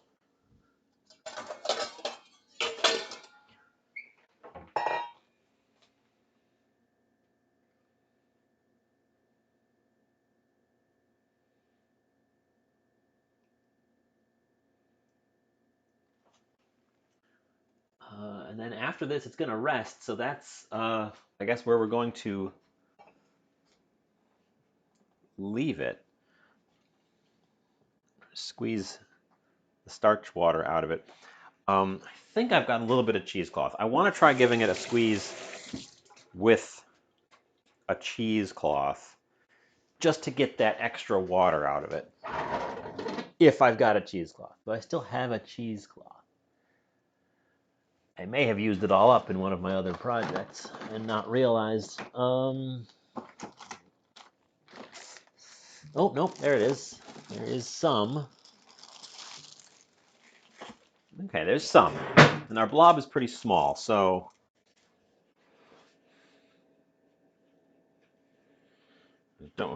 good, because I don't have a lot of cheesecloth. If you don't know what cheesecloth is, it's linen. It's cotton linen that has been de-linted, so it does not shed tiny fibers. It comes in these big weird rolls that you then have to cut out the part the size you want for your project. And it's not meant to be washable, reusable, but you can do so if whatever you've done to it doesn't totally destroy it.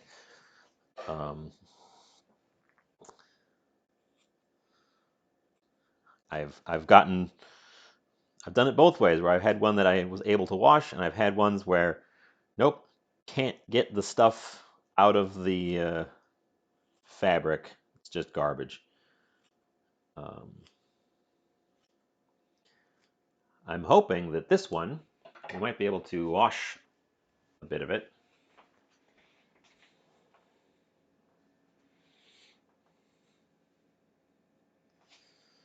Let's fold it over. Give ourselves a little bit of structural integrity. Pop it in there. It's already starting to actually feel like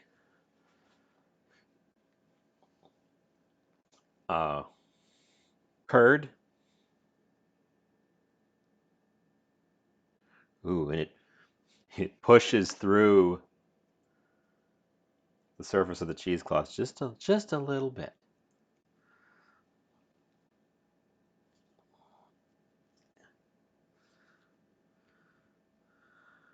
It's a little bit less firm than curd.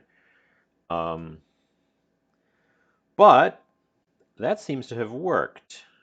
Ooh, it wants to stick to the cheesecloth. That's not a good sign. Gently.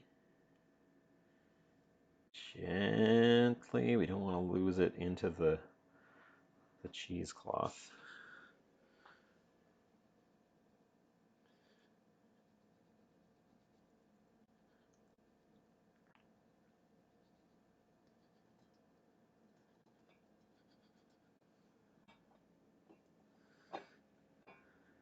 Okay, it binds into the cheesecloth a little bit because it's a little bit less firm than cheese, and it pushes in between the openings just a tiny bit. Okay, so this is the final step we're going to do here, because now it has to rest. But the final step is I'm going to add some flavor. And as we discussed at the beginning, this stuff, seasoning, is itself made out of wheat. So I'm flavoring my wheat with wheat in order to make meat wheat. Oh, it's already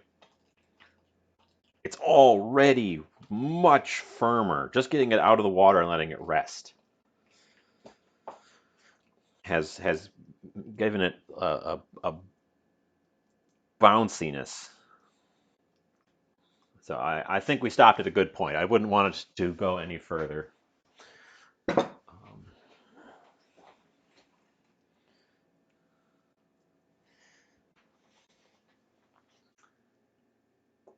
Interesting.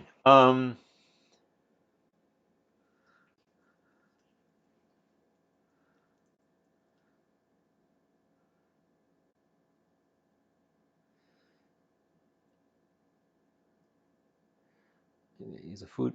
My preferred method for incorporating them is to use a food processor for things, and then you will need to let the dough rest enough that it starts to come back together and is elastic.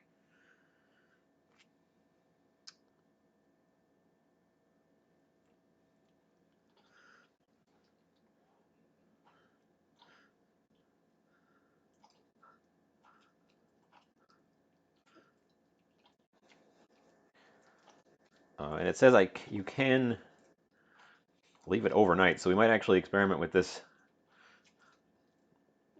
actually cooking it tomorrow after the glutens have really firmed up. But but yeah, it's already forming like a cohesive, rubbery blob.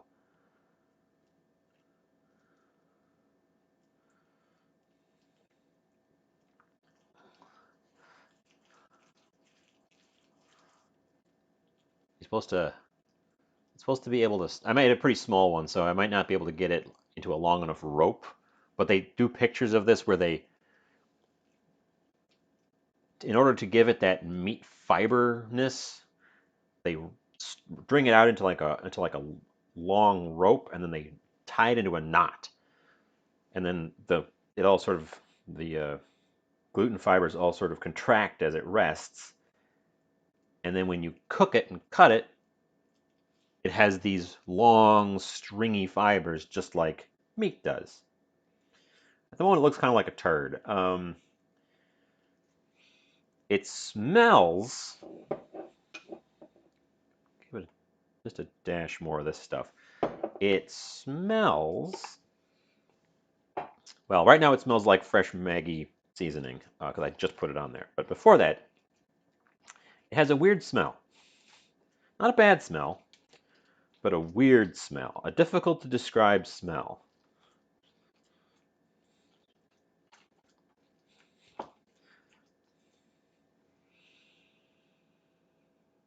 Vaguely.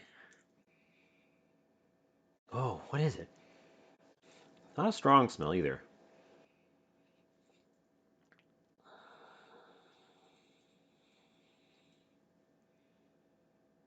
It smells a little bit like unleavened bread, but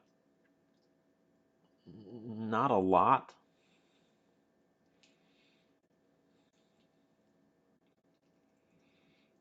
Fascinating. It clearly needs to rest, but it's also clearly firming up very quickly. So I guess I will wrap it in plastic, toss it in my fridge, and let the proteins all bind up, and we will revisit it in the future. Wrapping it in plastic because I don't want it to completely dry out and go crusty on me. But yeah, okay. That was the project. It looks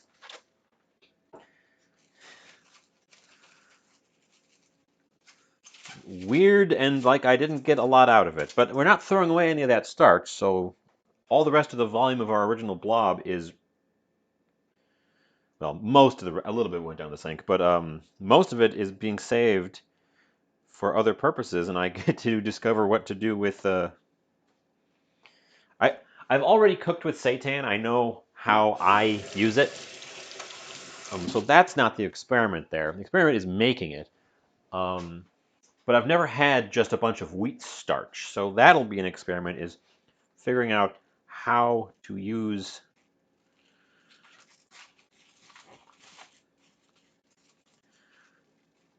the wheat, just the plain wheat starch.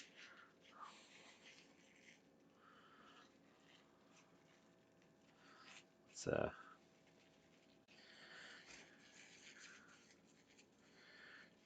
do one of these things. Make a little pill out of it, and there you go. And there you go. That's a cup and a half of wheat turned into that much gluten-ish.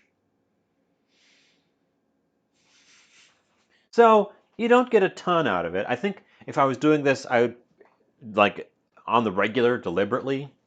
I probably would pick up bread flour because bread flour has more gluten in it to begin with. So you'd end up with a bigger result. This is just standard all-purpose flour. And hey, I've still got this to finish, and it's still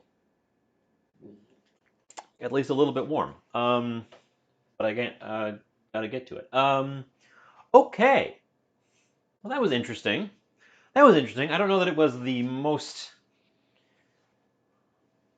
enthralling project I've ever done. It was a lot of sort of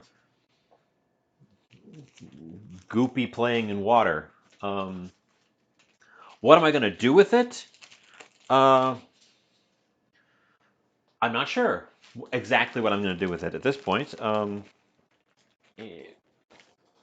It's a meat substitute, so you can use it in pretty much anywhere you can use meat. Um, form it into a. You got to form it before it completely firms up. So mine's a little sort of pill, and it's not really stretched and fibery because I didn't have quite a volume. Um, no, I would say you can use it anywhere you could use actual meat. Tofu has some structural problems that I don't think quite hold up if you just treat it like meat. This stuff. Here's my example. Here's my example. This stuff. This is. I can't read the text. This side. Um, Imitation roast duck, braised gluten chunks. It's basically the texture of like bird meat. Very firm, fibrous, chewy, just like meat. And it holds up to like a vigorous stir frying, just like meat would. Um, you could form this stuff into like a patty and fry it and make a chicken burger or depending what flavor you put in there, a seitan burger. Um, it's got just it's flexible.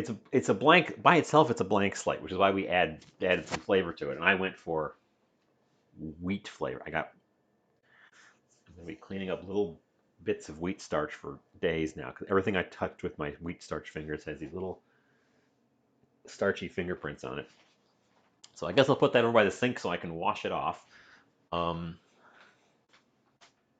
let's see who is live because I'm going to rate us off. And oh, you know who's live? They were in chat just a minute ago. We're going to go raid our friend Shining Spear, who is playing Magic. Magic the Gathering, one of my other interests. Well, I'll go say hi to him when we get there. He's been doing some drafts lately. But let's all go head over there and say hi. And then I will finish my approximately tortilla thing before it goes completely cold.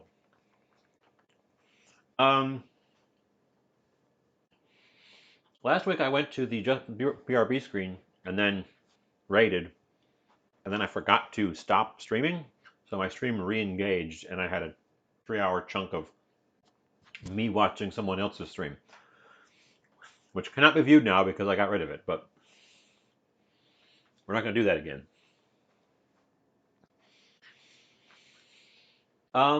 Anyway, I had fun. I hope you had fun. Um, no announcements of changes at this stage. See you next time.